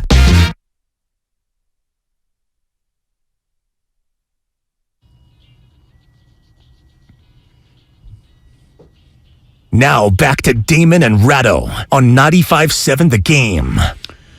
Again, awesome stuff from Warriors head coach Steve Kerr. Every single time he joins our show, it's a fantastic conversation. Just got to be a little patient. It's hard asking sports fans to be patient these days, but sometimes a little patience pays off. Look at what being patient with Steph Curry did for the Golden State Warriors. And that was 2 years. That paid off pretty damn well, right? But nobody's doing patience. That's off the board. It's not even doing worth it. bringing We're doing it. Well, we're old and anachronistic. Is that a good word? Is that good? Is it good to be an acrid? I'm just acrid means stinky. I know. So we are probably that. We're probably that too. Tim Bontemps on who joins us routinely is covering the NBA, obviously, for ESPN, and he is just sharing with us a statement that Kyrie Irving and the Anti-Defamation League have put out, a joint statement. The statement, according to Tim Bontemps, does not include an apology from Kyrie Irving, but each will be donating a $500,000, quote, towards causes and organizations that work to eradicate hate and intolerance in our communities. This all started with Kyrie Irving talking about a movie that could easily be just passed out on Ku Klux Klan night. I mean, it's a movie that is filled with inaccurate and ignorant statements about how there was a back and forth between Kyrie Irving and Nick Friedel just a couple of days ago, which led to all of this in the statement that we just shared with you. Here's a part of it. Kyrie, while we're on the topic of promotion, why did you decide to promote something that Alex Jones said? That was a few weeks ago. I do not stand with Alex Jones' position, narrative, court case that he had with Sandy Hook, or any of the kids that felt like they had to relive trauma, or parents that had to relive trauma, or to be dismissive to all the lives that were lost during that tragic event. My post was a post from Alex Jones that he did in the early 90s or late 90s about secret societies in America of occults, and it's true. So I wasn't identifying with anything of being a campaignist for Alex Jones or anything. I was just there to post. And it's funny, And it's actually hilarious because out of all the things I posted that day, that was the one post that everyone chose to see. It just goes back to the way our world is and works. I'm not here to complain about it. I just exist. Yeah, look, when you screw up that big, that'll be the thing that everyone chooses to see. I just saw, our friend Amin El Hassan was on the Dan Le Batard show basically saying that you sound like Draymond Green saying, well, how come no tape of me being great to my teammates ever got released? It's because that none of that is interesting. When you start punching guys and assaulting guys, now we have something to talk about. Now is something that is different. Kyrie Irving, you are sharing things from the loony bin side of the world. Just because a significant portion of America is embracing the loony bin doesn't mean you won't be criticized once you do that. He went back and forth with Nick Friedel again. And by the way, the dumbest among us are the most susceptible to conspiracy theories and what Alex Jones sells. And he knows that. There's a reason why less educated pretty much now votes one way exclusively and more educated votes the other way. That obviously isn't 100% across the board, but it's such a commonality that there's nothing to even dispute. Hold on, Ray, here's a little bit more of Kyrie and Nick Friedel. And to follow up on the promotion of the movie and the book. Can you please stop calling it a promotion? What am I promoting? Put it out on your platform. But I'm promoting it? Do you see me in front of putting it out there, people are going to say that you are promoting. Yeah, I put it out there just like you put things out there, right? Yeah, but it's not. You put things out there for a living, right? Right, but my stuff is not. So let's move on. Filled let's with move on. Anti-Semitic. Let's stuff. move on. Don't dehumanize me up here. I'm not doing that. Another You're human free to being. post. I can post whatever I want. So say that and shut it down and move on to the next question. But Kyrie, you have to understand that I don't have to understand anything from you. It's not me. Nothing. By It's no posting people that what you're you making did, up, bro. Move on. But by posting move what on. you Next did, question. Anybody Do you guys have any more questions? And they're going to say, you guys have any more does he have questions? Because this is going to be a clip. beliefs? This is going to be a clip that he's going to marvel at. Is this any more questions? But you're not answering the question. This is another answering your question. Oh my God, let's make another Instagram clip so we could be famous again. Next question. That's not it. That ain't it, Kyrie. This is not Nick Friedel trying to go viral. This is Nick Friedel doing his job. And his job this day has to deal with asking you why you have moved off of COVID and doctors and are now on Jews and rabbis. Like, there's always something with you, dude. And the thing is, there is a level of promotion that comes with the responsibility of having 4.6 million Twitter followers. If you today say, I like cheeseburgers, a significant portion of your 4.6 million Twitter followers might start thinking, that sounds like a good idea. I might have a cheeseburger for dinner tonight. That's what this is. You can't claim I don't influence everybody and then say I'm a huge influencer on the other hand. You cannot have it both ways. This movie that we're now talking about is a movie that I had never heard of until Kyrie Irving started promoting it, because I'm not over fishing in the loony bin side of the Alex Jones world. So you brought a level of attention to something that does not deserve mass attention, and that's on you, dude. Grow up. You can't claim to be, I went to Duke and an idiot at the same time. A couple of things. One, this isn't the loony bin. This is the hate people. This is worse than just crazy folks. This is people who want this stuff out there because they are trying to reassemble the Third Reich. So that's a quibble. The other thing, though, is that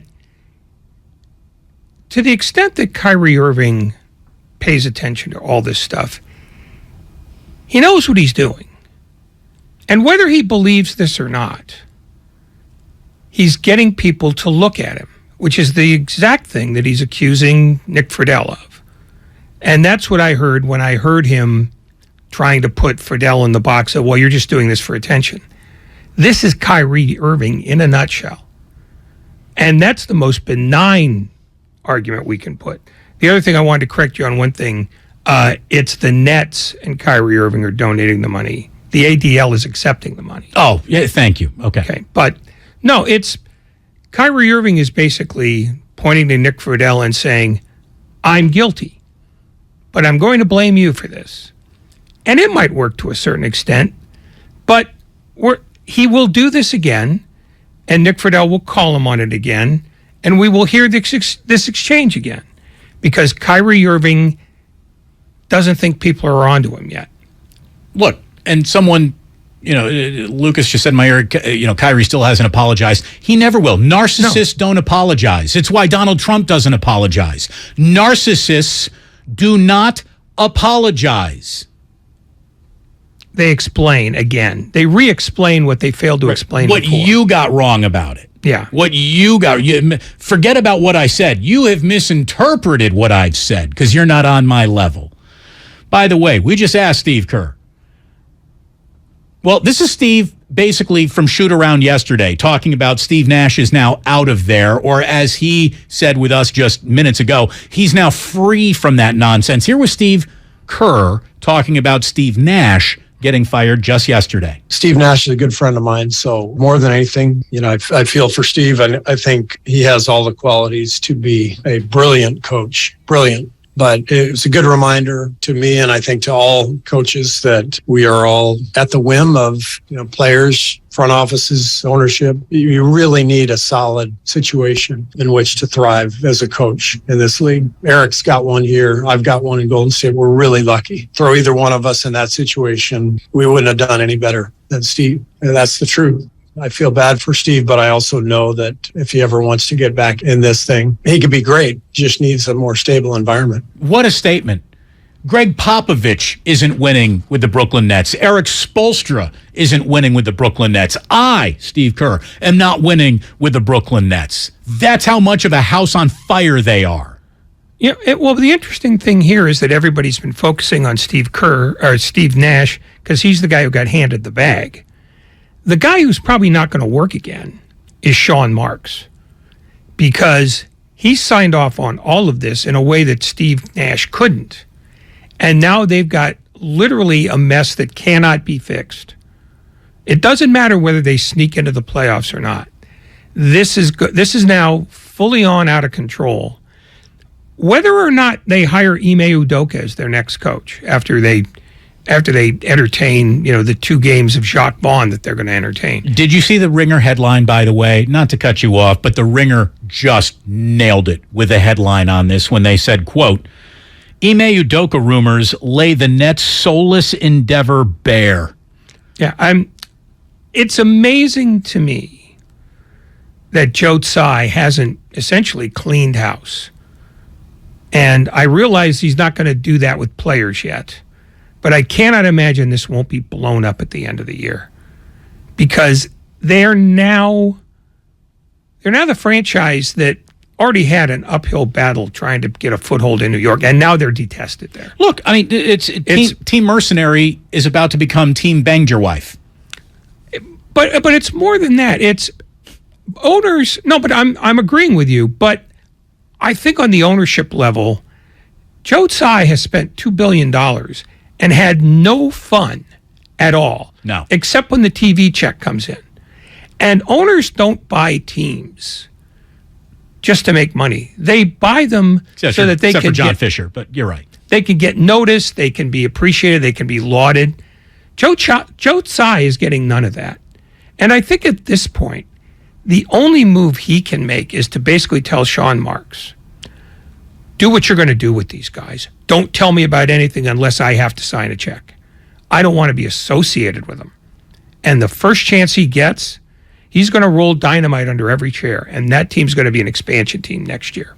Well, Nick Friedel basically said if you wanted to move Kyrie, who essentially would want to be in the Kyrie business right now? Here he is yesterday on the Morning Roast. Frankly, I think they've been fed up with him. Joe Tsai putting out that statement that doesn't really do anything. The statement, if the Nets want to make one, is to cut Kyrie. It's that simple. And as far as a trade goes, even in the last few days, talking to some people around the league, there's just not that much value, it appears, right now in a deal. I mean, can you imagine any other team watching what has unfolded, not just on Saturday, but in the last year, like you mentioned with the vaccination stuff? And the year before, there were times where he just kind of disappeared for a few games, and nobody was sure what was going on. I mean, it's just something else. You know, it's Joe Tsai drew a line right in front of Kevin Durant's feet during the offseason when he said, I'm not trading you.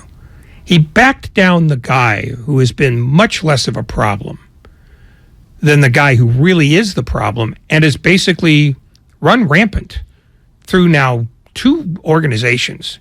And to their credit, the Boston Celtics got rid of him as quickly as possible. But Nick Friedell's right. Who's going to take that guy now? He's made himself utterly toxic. And I don't know if you saw the other night or last night, he went into a shell, didn't take a shot till the fourth quarter. He's now trying to make himself disappear. And I don't know that there's any way for them to save this or for him to save himself. He's comprehensively destroyed not just the franchise that he's on, but his career. I mean, he'll be in box scores, but that's it. It's amazing how often talented people are self-destructive, and this guy just seems hell-bent on self-destruction. Again, we were just talking to Steve Kerr about this situation for Steve Nash and for Brooklyn. Here's what he said only moments ago. Oh, man, it's time for Steve to enjoy his freedom and get away from the nonsense. Boy, I say you were so honest when you said, if I were head coach of the Brooklyn Nets, I'm not doing very well in that job either. And I say that about Pop and Eric Spoelstra and the guys around the league who are such great coaches. There's not a single one of us who could have thrived in that setting, and that's the truth. It's just that was an unmanageable, untenable situation for him. Never mind thrive. Nobody could have survived that. This is unprecedented. I don't know that there's ever been a player who has had a more poisonous effect on everything around him, because he's basically driven the owner into hiding. He's ruined a general manager's career. He's gotten a coach fired. His team's terrible. And he's not the only reason why the team's terrible. The team is badly constructed. But all of his worst instincts have been paraded in front of us now for the better part of 2 years. And I think by now, you can only look upon him as someone who would have to improve his image to be a punchline. Because right now when you say his name, you just get that taste in your mouth. Just like, ugh. The most charming thing about him is him saying, the earth is flat at this point. Yeah, that was the closest he's been to accurate. Look, and meanwhile, Kevin Durant said today he was shocked at Steve Nash's exit. Like, really? Dude, aren't you the same guy who flew to London and asked that he and the general manager be fired? You're shocked at this? I mean, what you should be shocked at, Kevin, is how your point guard finds more landmines to step on than a soldier in World War I. It's just ridiculous. Kyrie went from arguing with doctors and science to rabbis and religion. That's quite a trade. It really is. He went from I don't trust doctors to Hitler might have been right after all. That's really one hell of a pivot. He desperately wants to be looked upon as smart, but he never does any of the research required on any subject. Not the vaccine, not this, not the shape of the planet he lives on. He just finds something that confirms the suspicions that he holds, and he goes with that. Yeah, but even at that, if it's something he wants to comment about, he doesn't have the basic curiosity to look into it at all. He never looks into anything. It just something hits him, and he says, I need to expound on this so that people will think I'm really bright. But then I also don't owe you an explanation for all the things that I just expounded upon. Yes, because he doesn't have one. I mean, that's the thing. He's called himself out on all of it and has had no answers for any of it. What could possibly be next for Kyrie Irving? Like, where can his lunacy go now? Like, he's opened his own investigation into the Jean-Benet Ramsey murders. Is that his next move? Maybe he's out spotted having dinner with O.J. Simpson and Bill Cosby. Maybe he's leaving basketball to start a music career now with Kanye. Who knows? Maybe he's going to start dating Marjorie Taylor Greene. It seems like they visit the same websites. I don't know what he can do to that wouldn't be less offensive than this. I mean, this is about as close to the third rail as you can get.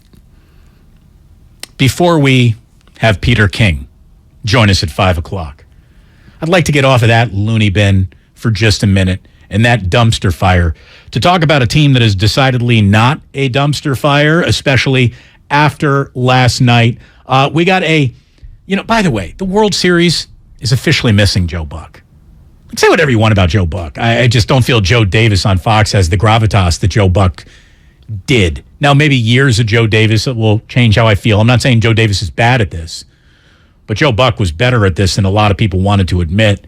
Bryce Harper's 2-run home run in the first inning last night, though, was called by Scott Franzke. Is it Franzke? Yeah, Franzke.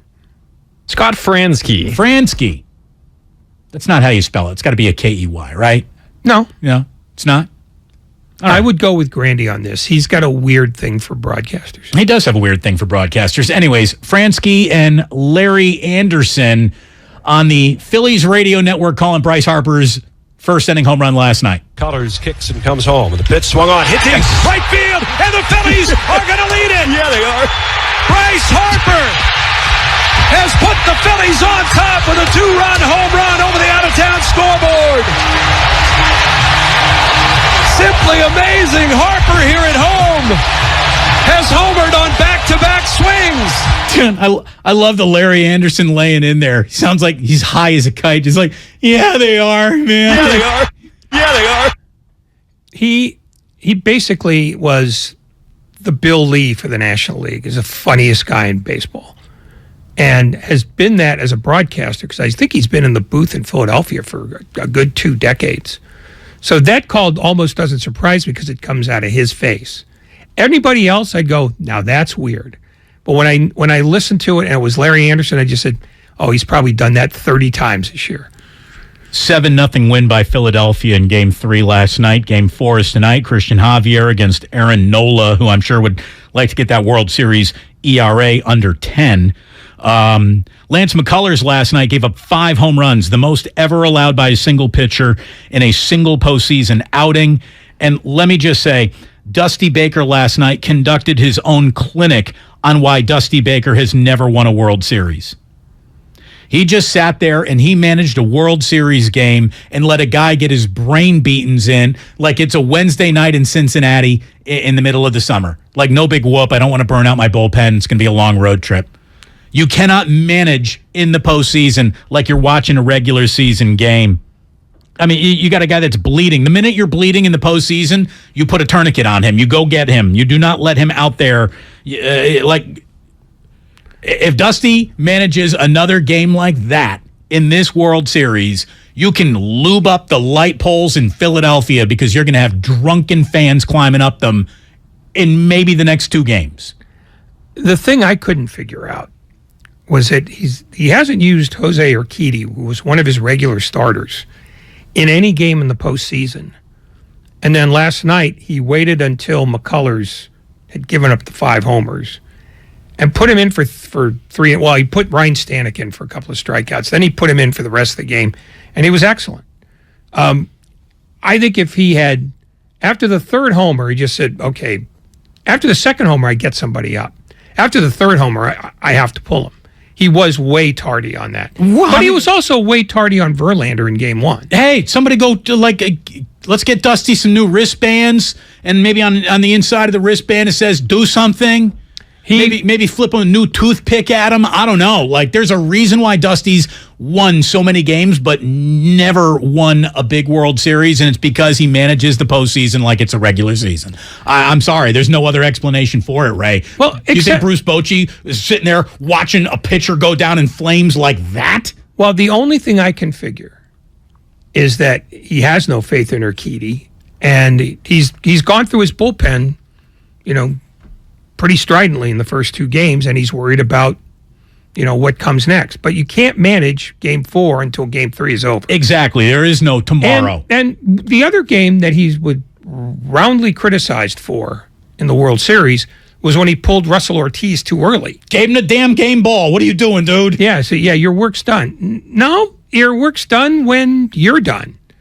And it was pretty clear last night, and I think the world of Dusty Baker, but he was 2 homers late with McCullers last night. Somebody says, Damon, why is the chat down on YouTube? You scared your audience, won't publicly agree with all of your views. You still support blah, blah, blah, blah, blah. I had nothing to do with it. Ray and I literally had nothing to do with it. The program director said most of you are jackholes, so he just shut you up. Deal with it. He was specifically talking about you, and I see your phone number. I know who you are. The man, the myth, the legend. Peter King joins us next on 95.7. I thought you were setting this up to find out what this guy's name was. We're brought to you by Fremont Bank, full-service banking, no compromises. His name is Yutz. You can watch Willard and Dibs on Twitch.tv and on YouTube. This is not about being Team Jimmy. This is about being Team Proven Quarterback. Right. Because the rest of your team is proven and ready, and I think that many of them, correctly, are not wanting to go through the process of, well, let's be patient and let's see if this works out. Nobody wants to do that, and they shouldn't have to. This is the Bay Area's sports station. He's dirt. 95.7 The Game.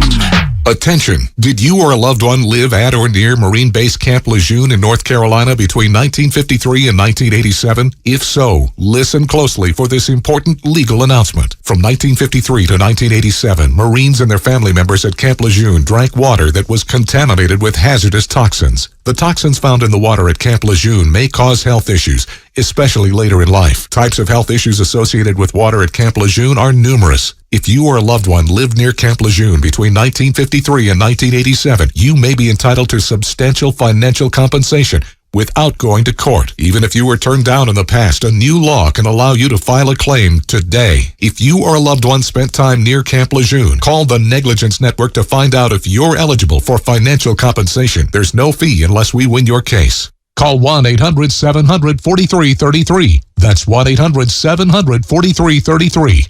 1-800-700-4333. Diabetes, high blood pressure, anxiety meds, everyone's on them. If you're a 50-year-old male, maybe a bit porky, and you may even have type 2 diabetes, $1 million of term insurance may only cost you about $200 a month. Call Term Provider. Speak with Big Lou at 800-200-1966. Big Lou will find a term life policy for you even if you have type 2 diabetes, are overweight, or have high blood pressure. Term Provider has helped thousands of people like you who think they can't afford term life insurance. To buy $1 million of affordable term life for you, all you need to do is call Big Lou at 800-200-1966. Lou will make sure the scales are tipped in your favor. Call 800-200-1966. Big Lou will answer your call and work to fit you into a term life policy that you can afford. Remember, Big Lou's like you. He's on meds, too. Call 800-200-1966. 800-200-1966. Why wait to save? Dell Technologies' Black Friday event arrives early with select deals on top tech to power business productivity. The savings start now with up to 48% off performance business PCs powered by 12th Gen Intel Core processors. Don't forget special pricing on the latest monitors, docks, and accessories, including free shipping on everything. Call a Dell Technologies advisor at 877-ASK-DELL for Black Friday deals. That's 877-ASK-DELL. There's a reason Comcast Business powers more businesses than any other provider. Actually, there's a few. Comcast Business offers the fastest, reliable network, the peace of mind that comes with Security Edge, helping to protect all your connected devices, and the most reliable 5G mobile network. Want me to keep going? I can. Whether your small business is starting or growing, you need Comcast Business. Technology solutions that put you ahead and give you serious savings. Comcast Business, powering possibilities. Get started with fast speeds and advanced security for just $49.99 a month for 12 months with no annual contract. Plus, ask how to get up to a $750 prepaid card with a qualifying bundle. Offer ends 12/5/2022. Restrictions apply. New Comcast Business 50 megabits per second internet and security edge customers only. EcoBill and autopay required. Equipment, taxes, and fees extra and subject to change. Most reliable based on Root Metrics US report. Results vary, not an endorsement. Everything, our farm, our stand, our pop-up shop, it really all started when we discovered the benefits of local, raw honey for our family. And then we decided to turn it into a business. We were looking for something to help us get up and running. So we got the Chase Business Complete Banking Account. It's more than a bank account. It comes with Quick Accept, which lets us take card payments anytime, anywhere in the U.S. using the Chase mobile app. Plus, we get same-day deposits at no extra cost. For us, it's more than honey. It's about sharing a little sweetness with the world. Get the Chase Business Complete Banking Account with the essentials you need to help get your business going. Learn more at chase.com/business-complete-banking. Chase for business. Make more of what's yours. Quick Accept is not available in U.S. territories. Enrollment required. Usage subject to approval. Same-day deposits available for payments before 8 p.m. Eastern Time, Sunday to Friday. Fees and rates apply for checking and processing. Limitations and restrictions apply. Participants compensated. Merchant services provided by Payment Tech LLC and WePay Inc. Subsidiaries of J.P. Morgan Chase Bank and a member FDIC. Hey, I'm Andy. If you don't know me, it's probably because I'm not famous. But I did start a men's grooming company called Harry's. The idea for Harry's came out of a frustrating experience I had buying razor blades. Most brands were overpriced, overdesigned, and out of touch. At Harry's, our approach is simple. Here's our secret. We make sharp, durable blades and sell them at honest prices for as low as $2 each. We care about quality so much that we do some crazy things, like buy a world-class German blade factory. Obsessing over every detail means we're confident in offering a 100% quality guarantee. Millions of guys have already made the switch to Harry's, so thank you if you're one of them. And if you're not, we hope you give us a try with this special offer. Get a Harry's starter set with a 5-blade razor, weighted handle, shave gel, and a travel cover, all for just $3 plus free shipping. Just go to harrys.com and enter code JOY at checkout. That's harrys.com, code JOY. Enjoy. You're listening to 95.7 The Game, KGMZ FM at HD1 San Francisco. Always live on the free Odyssey app.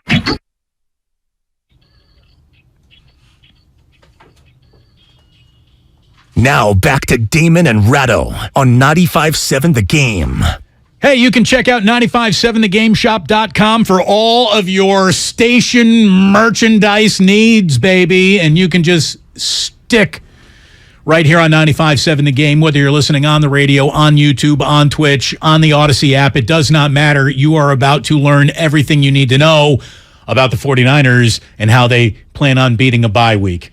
Peter King, nice enough to join us from NBC Sports. Football Morning in America is always a must-read, especially this last week's version where you spent so much time just sort of marinating in what Christian McCaffrey's addition to the 49ers means in the short term, what it could mean in the long term. And Peter, he beat the Rams in about every way possible, and I think breathed some real contention back into the 49ers season. What was your biggest takeaway from, let's call it, Niners 2.0, now that Christian McCaffrey is here? You know, my biggest takeaway was that if you think about it, think about how the pass play from Christian McCaffrey for a touchdown to Brandon Ayuk, think about how that came to be. You know, basically, after practice on Thursday, Kyle Shanahan asked his coaches, hey, anybody know if McCaffrey can throw the ball? So Anthony Lynn, the running backs coach, reaches out to McCaffrey. McCaffrey says, oh, yeah, I can throw it. And he sends Anthony Lynn a video of his pass 3 years ago when he threw a touchdown pass to a tight end who I'd never heard of before named Manhurts for Carolina. And, you know, the coaches look at it, Shanahan looks at it, and essentially Kyle Shanahan now can basically, you know, draw up some fun plays that maybe he would not have thought to draw up before. Well, that was I'm sorry, Peter, my next question for you is simply, do you think we're now going to get to chapter 2 of the Kyle Shanahan playbook? That's what I mean. Like, Kyle Shanahan now, I think, it isn't that other players, can't throw a pass. You know what I mean? There's probably a lot of running backs in the NFL who can throw a 20-yard spiral. Okay? That isn't it. But when the pressure is on, when you're in a division game, when you're in a big moment, okay, can you throw a spiral that will be right on target? And right now, Kyle Shanahan has his answer. He can pretty much, and I'm not saying he can ask McCaffrey to do absolutely anything, but he knows now he's given Christian McCaffrey a test. And, if he had thrown the ball into the third row of the bleachers or thrown a wounded duck that got intercepted, he would have known, okay, now we're not going to necessarily take these chances with this player. But he now knows I can ask this guy to do a lot of things, and I think we're going to see that in the coming weeks. In terms of how quickly they got him to become the center of their offense, is there a way to know whether he still knows the entire playbook yet, or is that a process that's going to take a while longer? I'm sure it'll take a while, Ray, but I do think that, really, and I don't mean to minimize the importance of knowing an entire playbook, but if you've been in the NFL for a while, you pretty much understand that, if you're a running back, here's what I need to know. I need to know the protections. I need to know what I'm going to be required to do in blitz pickup. And look, Christian McCaffrey is going to spend a lot of time in the next 7 or 8 days. He's going to spend a lot of time with some lesson plans that I'm sure Kyle Shanahan and Anthony Lynn have given him to learn over this time. And so I don't think there's going to be any limit once they come back from the bye to what he's going to be asked to do. Peter King with us on Damon and Ratto. And, we always talk about hitters, right? And we'll say that guy's a professional hitter.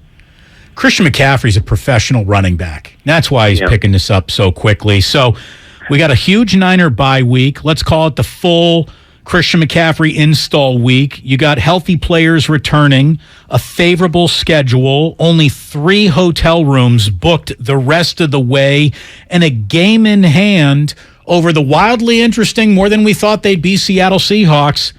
But with all that, Peter, does that sound like an NFC West title for the 49ers to you?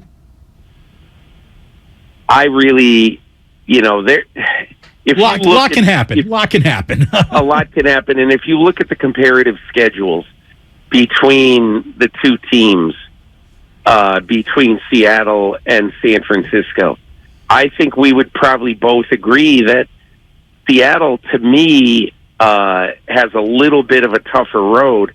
And that's going to start, obviously, with the Seahawks having to go to Munich, and play Tampa Bay. And that's going to be a weird game for them. But look, I mean, if you are the 49ers, you have to respect Seattle a lot. And for a lot of different reasons. The difference between, finishing a game behind Seattle and a game ahead of Seattle in the standings, honestly, is probably going to be the difference between the 3rd and 6th seed in the playoffs. A minimum of 1 home game versus every playoff game that you're in is going to be on the road. So it's important. The second game against Seattle is really important. But I would think, when I look at the comparative schedules, I would really think that the 49ers have an edge there. Of all the trades that happened this week, if you fold the McCaffrey deal into the general sort of trade deadline moves, I think it's probably safe to say that McCaffrey was the most impactful. Was there one other that maybe has changed the landscape of the NFC that the 49ers need to be particularly mindful of? Or was this it and it solves all problems? Well, if you think about it, I'd say the majority of the big trades and the significant trades, basically benefited AFC teams. You talk about Roquan Smith going to the Baltimore Ravens. That's a huge, huge trade in the AFC North. Baltimore is significantly improved with Roquan Smith. Professional tackler. Yeah, he is. He's a sideline to sideline linebacker.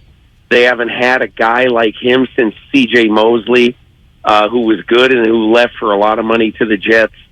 But anyway, I guess the one player, and I don't think it's going to have a lot to do with the 49ers, because I do think that the only time that this would matter would probably be late in January, is, the trade that the Eagles get in a really good pass rusher and getting Quinn from the Bears.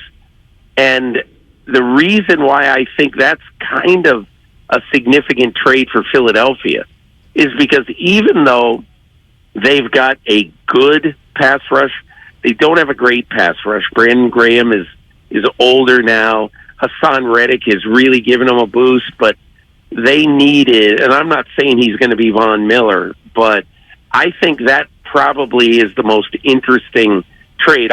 If you had told me that Green Bay would have gotten Chase Claypool instead of Chicago, then I would have said, okay, that is the biggest deal, because I think that could really lead to a big difference maker for Green Bay.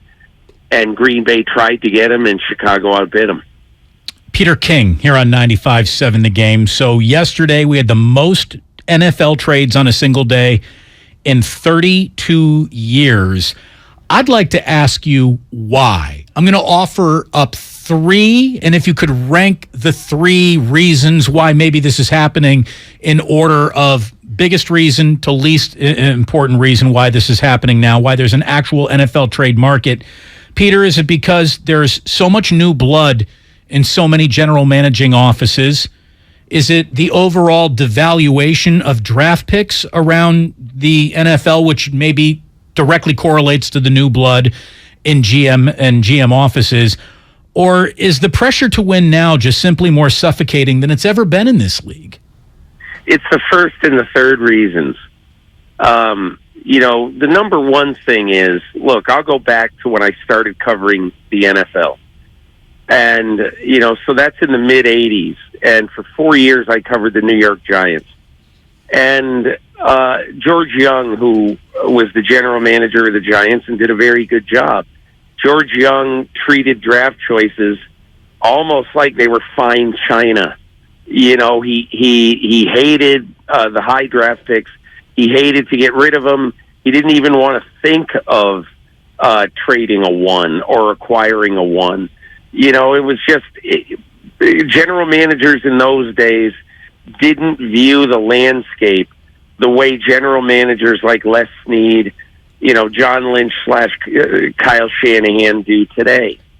And I think part of it is number 3, that, look, not only do we think if we really need to improve our team down the road, can we get a draft choice? If we really, really need one, we'll work it out. But I think it's also just the fact that there are so many people right now who have a short shelf life as general managers. And it's a 3 or 4 year deal. And after that, you're probably not getting another chance. And so I think those are the 2 biggest things. And I don't see it changing, especially because you saw what Les Snead did. He vastly overpaid for Von Miller, and everybody was sort of laughing at him. Maybe they're laughing at him now, but you know what? If they don't have Von Miller, I don't know that they win the Super Bowl last year. So, good trade to go get Von Miller, even if it cost him a 2 and a 3 for a half a season. Nobody a generation ago would have done that in the NFL. Nobody. But Les Snead said, we think it's going to help us win a Super Bowl, and he was right. How much might also be the fact that owners, having paid as much money as they have, want the same level of action from their football people that, say, an NBA owner does? Because that's been the sport that's had the most volatile off seasons for the last several years, and it's turned out to be a lucrative submarket for them. Do you think there's some of that? Flattery or imitation's the finest form of flattery going on. I don't know. To me, Ray, I think it has something to do with that, but I think it has most to do just with the fact that general managers in the NFL are just not simply as patient as they used to be, because I don't think they can afford to be as patient as they used to be. And so that drives a lot of moves that make you say, okay, geez, why did they do that? The reason that so many of these general managers are doing it, A, they have confidence in their ability to find players if they really need to find someone. Look at what the Rams say. The Rams say, we will be fine in finding players in the 3rd, 4th, 5th round. We have confidence in our ability to do so. And they have been somewhat correct in that way. And that's why I think now nobody's going to really fret in trading a 1. If it leaves them without a 1, nobody's going to really fret about that for a very simple reason. That they know, they understand that it's more important for them to get somebody to help them now than if they have a good quarterback and they're in position to contend, than to get somebody who can help them 2 years down the road.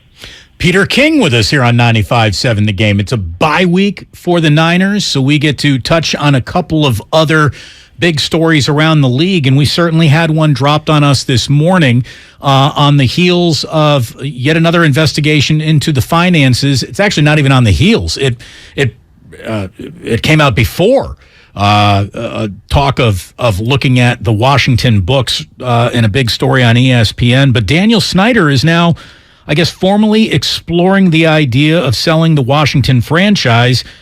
Do you think there is a single owner, Peter, who's going to call him and say, like, Danny, don't do it. We'll love you. We'll miss you. It seems like the entire, normally the circular wagons of NFL ownership have become a circular firing squad on Daniel Snyder. Rightfully so. He's owned the team for 23 years. He's driven a top 5 NFL franchise into the ground. And I think the bottom line in what owners want to see out of their fellow owner, they want to see them all help us maximize our business. And what has happened in Washington in the last 2 decades is that Daniel Snyder has hurt the business of the NFL in one of the red-hot markets of the NFL, which is Washington. And I don't know, I may have told you this, but, when I used to cover Washington, I covered the Giants for 4 years in the 80s, and I would go to RFK Stadium, and every time there was a big play in a game, every time, stadium would shake, the press box would rattle. And you just almost got the feeling that every time you went to one of those games, you didn't know what was going to happen. You just knew it was really, really important. And now, it's like going to see the Toledo Mud Hens. And, if you go to a Philadelphia or Dallas game there, you're going to be overrun by Philadelphia and Dallas fans because everybody's given up on this team. So when it isn't only because of the lawsuits and the sexual harassment charges and the government investigation and the NFL investigation. That's bad for business ultimately, because it's bad. The image is terrible. The optics are terrible. But the bottom line in this is NFL owners are concerned about the bottom line. Daniel Snyder has basically bludgeoned a great franchise for the bottom line for the rest of the league. And so that's the biggest reason why I believe they all want him out. I've been a little surprised that there hasn't been more made within NFL circles of the fact that Snyder is also accused of shorting visiting teams when they come to Washington. I mean, that's essentially stealing from your fellow owners. But I haven't seen a commensurate amount of outrage in the outside about that. Are the owners as angry about that as they are about anything else? I don't think so, because I don't sense, Ray, that there are a lot of owners who believe that actually happened. At least their attitude is, show me. You know, if we find there's some real evidence, I think they're going to be upset. But I don't think they've seen the real evidence yet. And everything I've heard about this is that there isn't enough evidence to prove that Snyder or anybody connected with the franchise actually did this. Now, that could change. Obviously, that could change. But I think if it is found out that he did that, I think there will be a lot of angry owners. And that could also contribute, if indeed there is anything there, that could contribute to why Snyder made the statement today that they have engaged Bank of America to help them find some buyers. Whether, what we don't know yet is whether he wants to sell everything or just part of it. The only reason that I think it is everything is very, very simple. You tell me if there's somebody, you think there's somebody out there who wants to buy 20% of this franchise for $1 billion or $800 million. First of all, who wants to go in business with Daniel Snyder? Second of all, who wants to be a minority partner with Daniel Snyder? I don't think who wants to, how many people got $1 billion to throw around?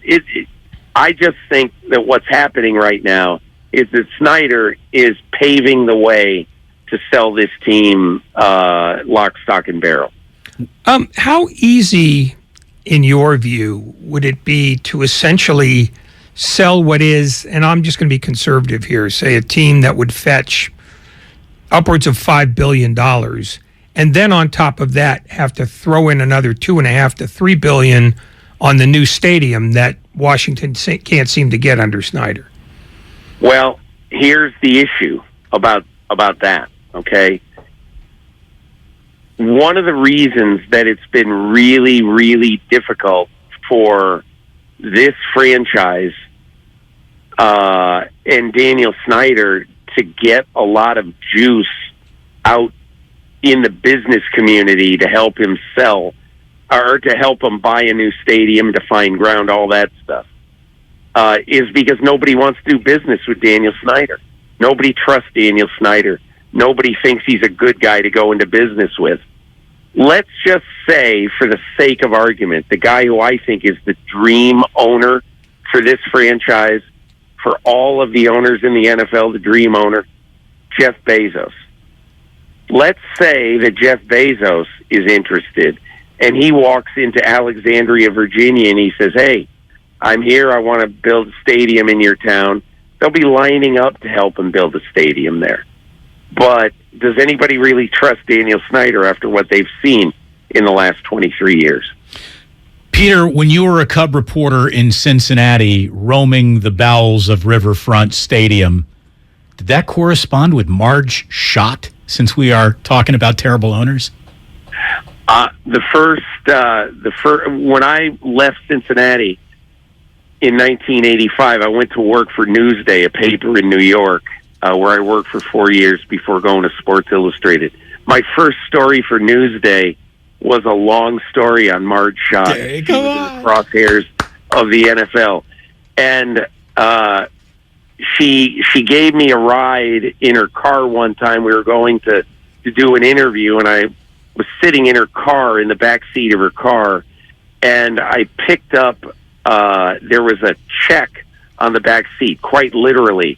There was a check for $700,000 on the back seat of her car, and I handed it to her, and I said, Mrs. Schott, I found this. And she goes, oh, Jesus.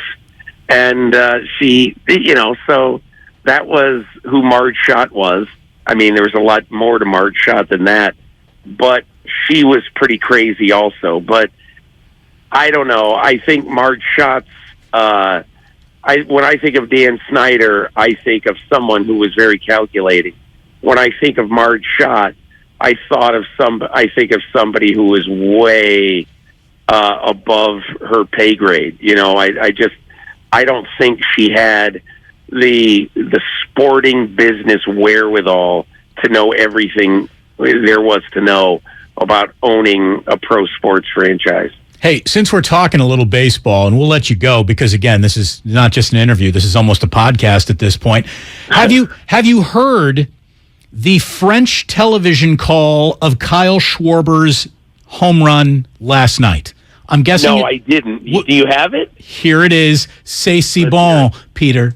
Mais non! Mais non! Mais non! Messi! Messi!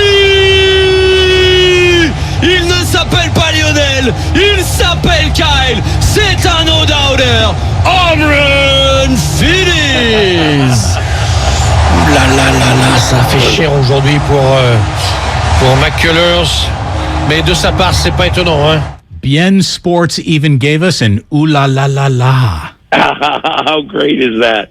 That is really, really good. Fantastic. Hey, I'll be in the stands tomorrow night, so maybe I'll get to go. I'll do an ooh la la tomorrow at the World Series. Thank you so much for joining us. Have a great time at the ballpark tomorrow night. I know how much of a big baseball fan you are. I hope you watch it all happen. It could happen. It'll be fun, whatever happens. Hey, thanks, guys. Thank you so much. Peter King here on 95.7 The Game. Ça fait cher aujourd'hui pour... Indeed. Indeed. C'est si bon. Okay, one more time. BN Sports. No. BN. Oh, BN? BN. Not BN. No, it's not a French network. It's just the French language version. The BN network is owned by Saudis. Isn't that dirty pool? I mean, it sounds like I'm trying to get a pronunciation guide on here and someone's like, it's BN Sports. And I figured that's just me saying BN. Yeah, no, I wanted to help you out there. Thank you very much. Here we are once again. I hope the broadcasters' names are, I don't know what their names are. Let's just call them Jacques and Claude. Lefty and Spike. Mais non! Mais Messi! non! Messi! Il ne s'appelle pas Lionel, il s'appelle Kyle. C'est un no-doubter. Home run finish! Ça fait cher aujourd'hui pour McCullers. Mais de sa part, c'est pas étonnant, hein? French makes anything sexier. Even Schwarber homers. French and Portuguese. Oh. Definitely the best. Yeah. Tutu bang? Or what is it? Oi, tutu bang? Yeah. Yes. Even when they are overthrowing their government, they just sound like they're having more fun doing it. Schwarber went 443 to dead center. I mean, go get your boy, Dusty Baker. But no, he sat there and watched. Who went up now? It was Rhys Hoskins, followed Schwarber's shot with another home run. That finally chased that finally chased McCullers, who, by the way, I know there's a lot of talk that he was tipping pitches. Maybe, but probably not. The book was simply he is uncomfortable throwing fastballs to lefties. That's why lefties were mashing his off-speed pitches that they were all just sitting on. No, the book was explained in some detail on ESPN radio before the game. So if they knew it, if the Phillies got it, surely knew it. Yeah. So I think they just sat on the breaking ball all night. Ça fait cher aujourd'hui pour... God, that was fantastic. By the way, if you're looking for the Marion type, look no further than the type of woman who married Rhys Hoskins. I'd like to tell you a story about a wife who's an absolute real one. Jamie Hoskins is her name. After her hubby homered in a World Series game, Ray, she gets up from her seat. She goes to the closest bar in her section.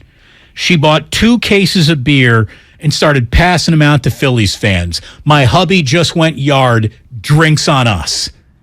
That's the kind of woman who sees the whole field. She gets it. You find a lady like that, you marry her. But also, if you're a woman and you find a guy who does that, you marry him. Absolutely. Because it's gender neutral generosity. It's, you know what? The people around me need to enjoy this. That's the person you want to be with. Yeah. That's a person who gets it. Yeah. I told Jillian last night, if I ever do something like that, go ahead and empty the bar on the good people of San Francisco. And she said, so if you ever hit a Game 3 World Series home run to dead center, I'm supposed to empty the bar. I said, yes, honey, that seems like a fair deal. Yeah, it's also entirely fictional, so I think she probably signed up for it right away. We're saving money right now on that premise. Oh, I bet you are.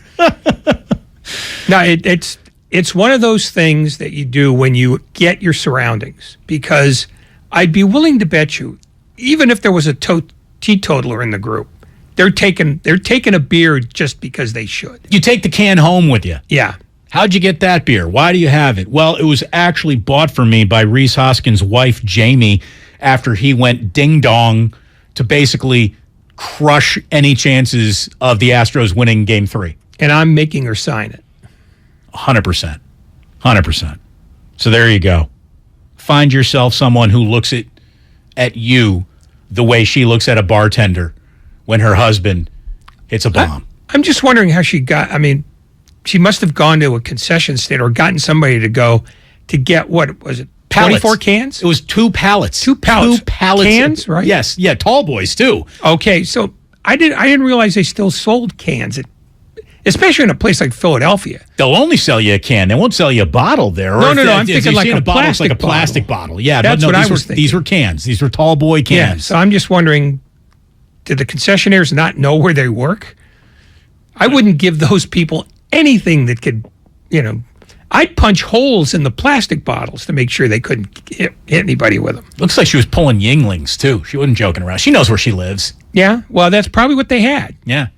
Yeah, they don't have any of that Budweiser stuff, not in Philly. Dude, Yingling. Yingling, exactly. Is an outstanding local beer. Yes. It's an outstanding. It's like Yingling is to Philly and really the state of Pennsylvania, which once you get towards Pittsburgh starts leaning Iron City, but that's rot gut, and everyone knows that. Right. Iron City or Rolling Rock. Right. Rolling Rock and Iron City is the Genesee Cream Ale of Philadelphia and Pennsylvania. The general dividing line is about State College. You're right. That is right when you start. If you can order a Peachy Paterno, you can also get a Rolling Rock or Yingling. Or the Iron City. Yingling is like a notch above. Well, yeah, but I'm just talking about geographically. Yes. I feel like we're just helping the audience. If you ever get stuck in Philadelphia, you know what to do now. And if you're in South Philadelphia, you could probably get some Natty Boh. Look at you. Look at you. For a guy who never left the island of Alameda, but to come into here. Yeah, I never made road trips when I was covering baseball. What was your favorite road trip city? Oh, Montreal. Oh, not even close. I went to. Although if that was for baseball. Yeah. I've been to better towns for other sports. I've been to Montreal, but the Expos had already left by the time I got there. So I never saw a game at Stadium des Olympiques, which makes me want to say, ça fait chier aujourd'hui pour... Was it a glorious dump? It was an empty dump is the problem. Because by then they had screwed up the franchise so badly that nobody was going anymore. The night that Dave Dravecki's arm fell off was in Montreal, and I heard the snap. That's how few people were there. And I was, upstairs in the press box.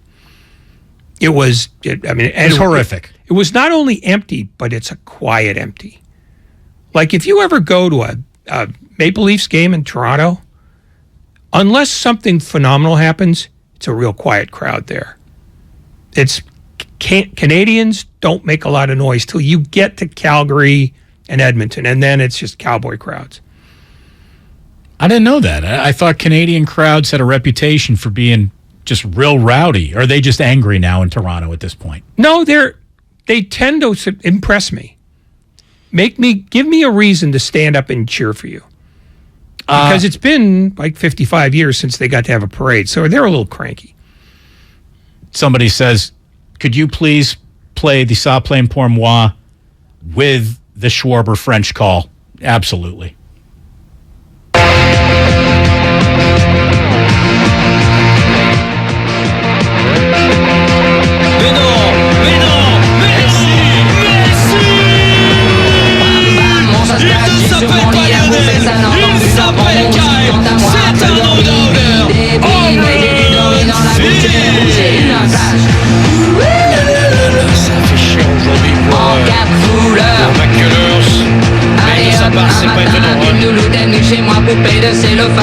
It works.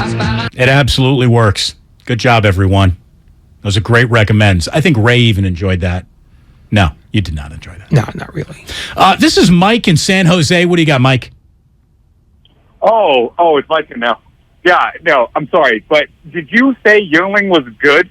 Did you say that you enjoyed the taste of that Intrepid beer? Yes. Yingling's pretty damn good. It's like, I would call it a very good regional beer. It's like Shiner Bock if you're in Texas. It's like an Anchor Steam if you're here. It's a when in Rome beer. I wouldn't seek out a Yingling unless I was in the Yingling zip code, shall we say? If it was omnipresent, if you could get a Yingling everywhere, you probably wouldn't drink it. Right. But the fact that you rarely get it. It's a when in Rome beer. Yeah. Does that please you, Mike? Did we properly explain that? It does not. Because that is literally the Coors Light of just faux craft beer. That's what it tastes like. It is Coors Light. It's Coors Light with a different name. Right, but if you were in Golden, Colorado, wouldn't you want a Coors? No, you wouldn't. No, I wouldn't. Because you don't want to drink a Coors where you can get it everywhere. Well, I mean, it's like in St. Louis. It's a banquet beer, not a light. Yeah, but in St. Louis, Budweiser is the only thing that anybody can get because they own the town. But no other place is like that. I was with my buddy Tom Ackerman, who runs KMOX in St. Louis. So he's got pull around the town. We go to Sportsman's Pub, which is this great bar in St. Louis. I know where it is. And we walk in and we go, and like everyone else in St. Louis, we say 2 Budweisers, please. And the guy just said, our taps are out. And I turned to Tommy, and I'm ridiculing him, all the traditions of St. Louis, the Cardinals, the Clydesdales. I'm literally making fun of him. And he walks over to the door. He must have heard it backing up. He opens up the door, and they're literally backing in a trailer of Budweisers and unloading in real time 50 kegs as fast as humanly possible because like they put up the bat signal that Sportsman's was out of Budweiser. And they solved that problem faster than Ozzie Smith would do his opening day somersault. Well, because all the taps at the Sportsman and every other place in St. Louis only serve Bud. If we're out of Budweiser, you're drinking alcohol. You're out of beer. Yeah. I mean, the point is everybody drinks one beer. So I easily can see why they would have run dry. But it's the only town where that's true. Like in Montreal, only the farmers drink Molson's. You know, that's supposed to be like the beer. And if you order a Foster's in Australia, you'll get punched out. Absolutely. That is. What do you think of Labatt's? How does Labatt's play with the local crowd? In Toronto, no, they don't touch it either. It's you can get it everywhere, so nobody wants it anywhere. Fair enough. I mean, again, that caters to the snobby beer crowd, but like if you're painting the side of your house and you need 20 to get you through the day, you'll get 20 Labatt's. It's sort of like Bud that way. It just, you can drink a lot. It's meant to drink. It's hot summer beer day. Yeah. It's fishing beer. Yeah. I don't want to have to go to the refrigerator 3 times. Bring me 2 cases. I'll polish that off while I'm finishing off the barn. I love that this segment included an incredible conversation with Peter King, a full breakdown of Eastern, Central, and Western Pennsylvania acceptable beers.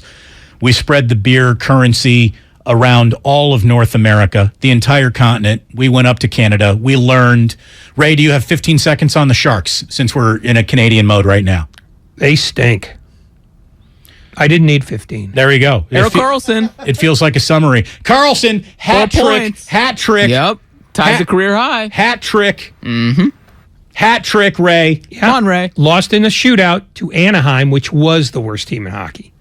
And lost at home before what I believe is the lowest crowd in Sharks history. And that includes their years at the Cow Palace. Hat trick. Ça fait chier aujourd'hui pour... Hat trick. You can hat trick all you want. 4 They're points. in free fall. They're starting over from scratch. They better give Mike Greer a 5-year extension just for putting up with this. Have you ever thrown a hat on the ice during a hat trick? Absolutely not. No. It's my hat. I used to intentionally wear hats I didn't like to hockey games in case there was a hat trick. Did you ever do it? I never got a hat trick. There you go. There it is. Screw me. Let that be a lesion to you. It will be. When we come on back, we dare to ask the questions no one else asks. Why? Because it's a Wednesday, and we will drift into what if before it's all said and done here on 95.7 The Game. We are brought to you by Fremont Bank, full-service banking, no compromises. Everything, our farm, our stand, our pop-up shop, it really all started when we discovered the benefits of local, raw honey for our family. And then we decided to turn it into a business. We were looking for something to help us get up and running. So we got the Chase Business Complete Banking Account. It's more than a bank account. It comes with Quick Accept, which lets us take card payments anytime, anywhere in the U.S. using the Chase mobile app. Plus, we get same-day deposits at no extra cost. For us, it's more than honey. It's about sharing a little sweetness with the world.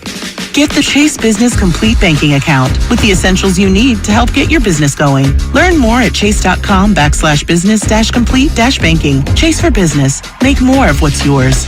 Quick Accept is not available in U.S. territories. Enrollment required. Usage subject to approval. Same-day deposits available for payments before 8 p.m. Eastern Time, Sunday to Friday. Fees and rates apply for checking and processing. Limitations and restrictions apply. Participants compensated. Merchant services provided by Payment Tech LLC and WePay Inc., subsidiaries of J.P. Morgan Chase Bank and a member FDIC. There's a reason Comcast Business powers more businesses than any other provider. Actually, there's a few. Comcast Business offers the fastest, reliable network, the peace of mind that comes with Security Edge, helping to protect all your connected devices, and the most reliable 5G mobile network. Want me to keep going? I can. Whether your small business is starting or growing, you need Comcast Business. Technology solutions that put you ahead and give you serious savings. Comcast Business, powering possibilities. Get started with fast speeds and advanced security for just $49.99 a month for 12 months with no annual contract. Plus, ask how to get up to a $750 prepaid card with a qualifying bundle. Offer ends 12/5/2022. Restrictions apply. New Comcast Business 50 megabits per second internet and Security Edge customers only. EcoBill and autopay required. Equipment, taxes, and fees extra and subject to change. Most reliable based on Root Metrics US report. Results vary, not an endorsement. In San Mateo, clear skies overnight, lows in the mid-40s. Weather brought to you by Pfizer and BioNTech. This fall, there are now updated COVID-19 booster shots designed for recent Omicron variants. Learn more and schedule your updated booster at vaccines.gov. No one knows where this market will go.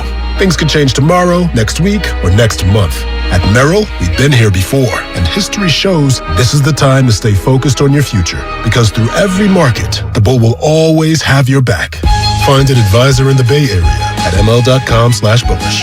Merrill, a Bank of America company. What would you like the power to do? Investing involves risk. Merrill Lynch, Pierce, Fenner & Smith Incorporated, registered broker-dealer, registered investment advisor. Member SIPC, a wholly owned subsidiary of Bank of America Corp. Are you interested in new career opportunities in the Bay Area and want to make a difference in your community? The SF Sheriff's Office is looking for people considering a job in law enforcement right now. If you're at least 20 years or older with a high school diploma or equivalent, the SF Sheriff's Office wants to hear from you. Enjoy full benefits, flexible schedules, and opportunities for growth and promotion.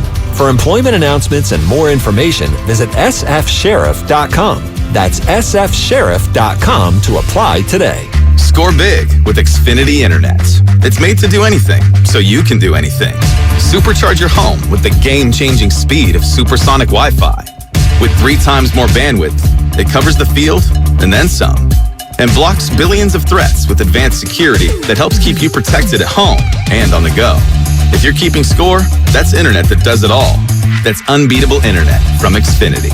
Learn more at Xfinity.com. Restrictions apply. Not available in all areas. In San Mateo, clear skies overnight, lows in the mid-40s. Weather brought to you by Pfizer and BioNTech. This fall, there are now updated COVID-19 booster shots designed for recent Omicron variants. Learn more and schedule your updated booster at vaccines.gov.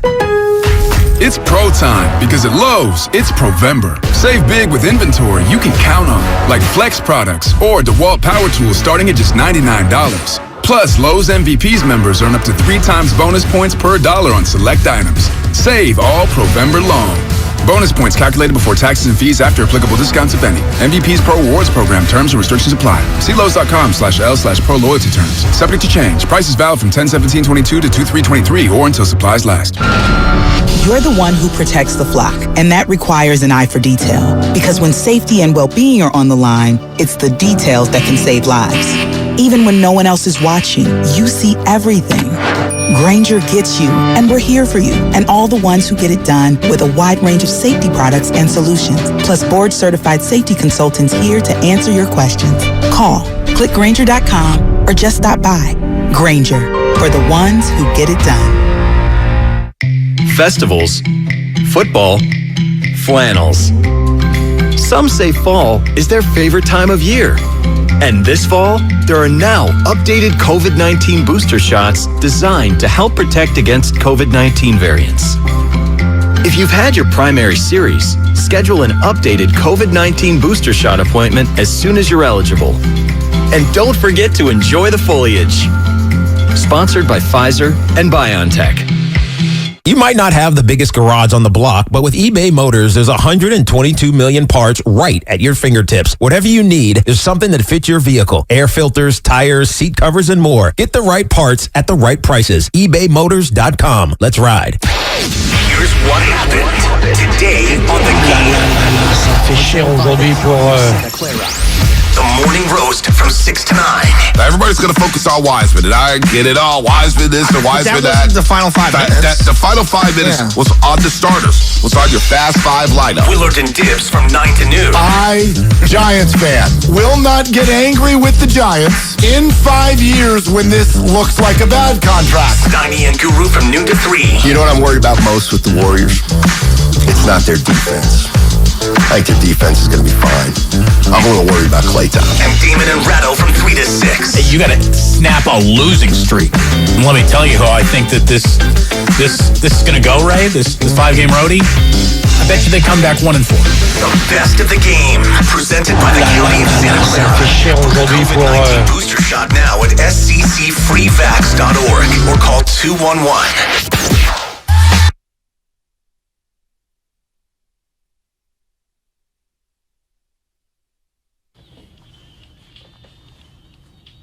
Now back to Damon and Ratto on 95.7 The Game. I'll be sprinkling in ooh-la-las wherever I can. I mean, get in where you can fit in, right? Ça fait chier aujourd'hui pour... I don't know what else he said after that, but it sure did sound French. I think he said, put her kitty in. Maybe Dusty was listening to the French feed then.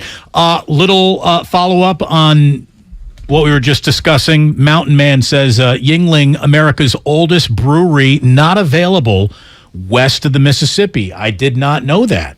Okay, I'll just take your word for it. I could have sworn I'd seen a Yuengling somewhere out here. Maybe it was a... I used to have a buddy of mine at IU who was such a big Steelers fan. His dad would ship him cases of Iron City for Steelers games, and I would just tell him, I'd be like, this is really not a beer that should be shipped. I mean, you're paying more postage than you did for the case of beer. It feels a little silly to me, but he needed his Iron City. He was homesick. He didn't belong in Indiana. He should have been at Drexel. No, he had to get out. He had to get out. Somebody says, Damon, you're talking about regional beers. What about Old Style? Again, perfect example. I would never want an Old Style unless I were sitting in Chicago proper, specifically Wrigley Field, specifically left field bleachers at Wrigley Field. That's when I'm going to need an Old Style in each hand. But I don't go to Wrigley Field anymore because they ruined it, and I hate the people who own the team. So I'd go there if they were good. Yeah. You would. I would. You absolutely would. Let's see. I need to let you know that coming up next, brought to you by Fremont Bank, it's Warriors Roundtable with our pals Kevin Dana and Gary St. Jean. They're right around the corner. Somebody says Yingling, Steiny's favorite beer. Dude, it pegs him geographically. Absolutely it does. Oh, Steiny would drink anything out of a policeman's shoe. He didn't care. That's how Pennsylvania he is? Yeah. Well, no, he's how much of an alcoholic he is. Oh, nice. I'll let him know you said so. He's listening. We want to thank very much Steve Kerr and Peter King for joining us today. Both Ray and I had it worked into our contracts that we don't do Orlando Magic pregame. We refuse to do it. So tomorrow, actually, it's got nothing to do with our contracts, but we are so crushing the competition. We've been given good boy days off. John Dickinson will be with you at 3 o'clock. He will get you ready for Tim Roy's pregame that starts at 3:30, and then tip off with the Magic at 4 o'clock tomorrow. I'm sure more of that will be discussed on Warriors Roundtable coming up next year on 95.7 The Game. I hope that sounds good to you. In the meantime, it's not like you have a choice. You don't have a choice. If you're going to stick here, that's what you're getting. That's how it is. Yeah, shut up and take it. On a What If Wednesday.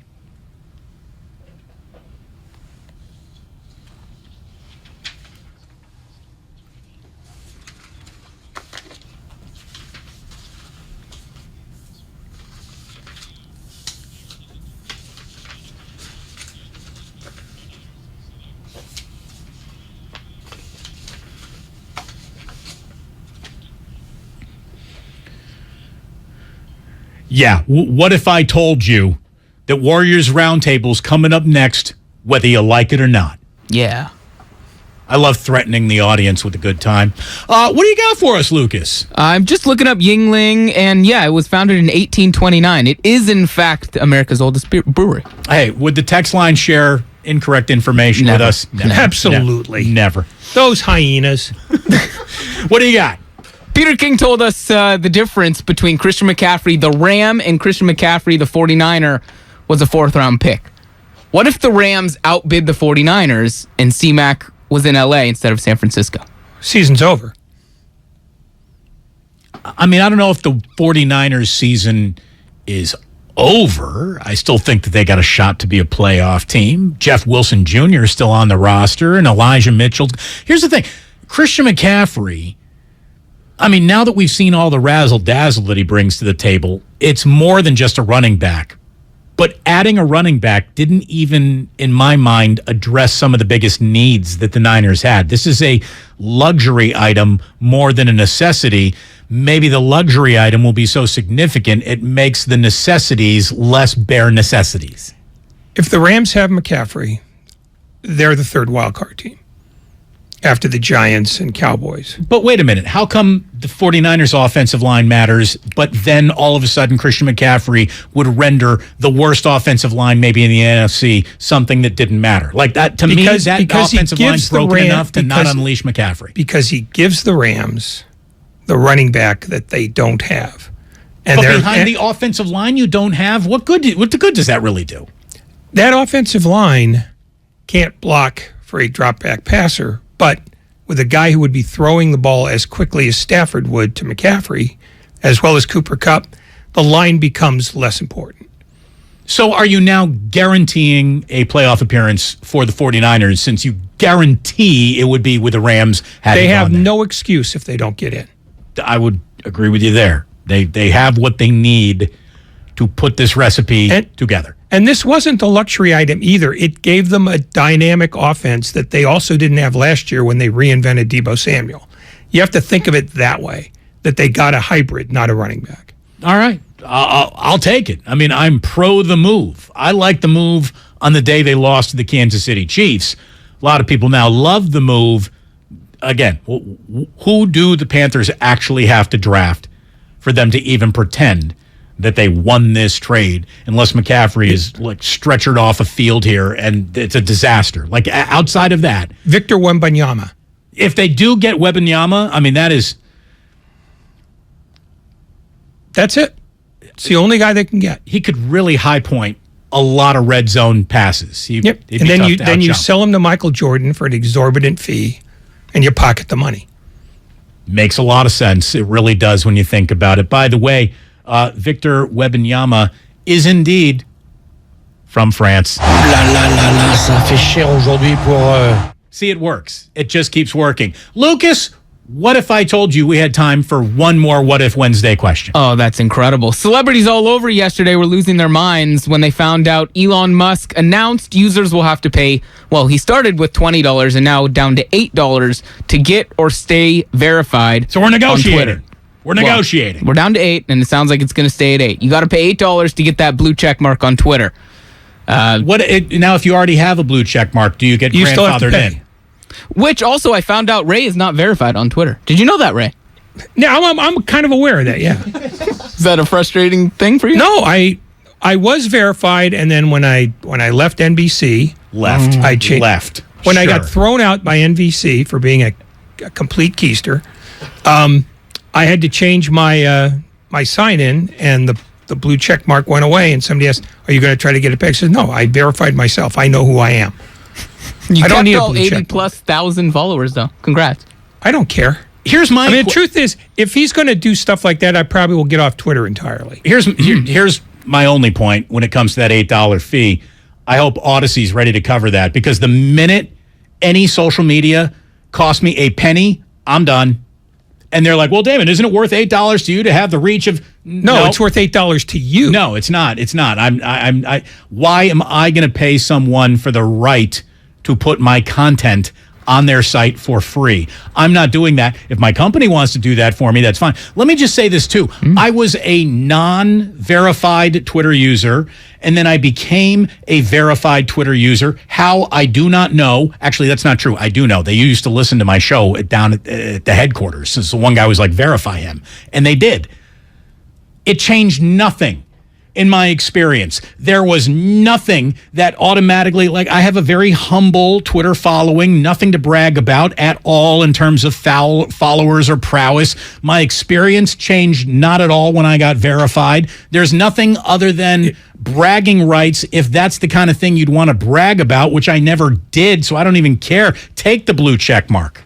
If I can still tweet for free without the blue check mark, who gives a the majesty's not in the blue check mark. It's in these genius thoughts of mine that I use my thumbs to share with the world. That's the value. You're welcome. You're welcome, America. Ray, did you know that there's... It's 5:57, Lucas. This answer can't be important. It's not an answer. It's just information. Did you know that there's a dating app for checkmark people only? It's 5:57, Lucas. It's not important. What's it called? Check this out. It should be called Check This Out. I don't know what they're calling it, but they should call it Check This Out. Thank you very much to Grandy. Thank you, Lucas. Did John do anything? Did John do anything other than sit there and take notes and pretend that he's going to learn how to do any of this? He made sure the building didn't burn down. John the Fireman. There you go. We were looking for a nickname. You got one now, big boy. Thank you so much. Ray. It's 5:58. You were special. So special, I'm going to give you tomorrow off. Sports don't build character, they reveal it. And like that,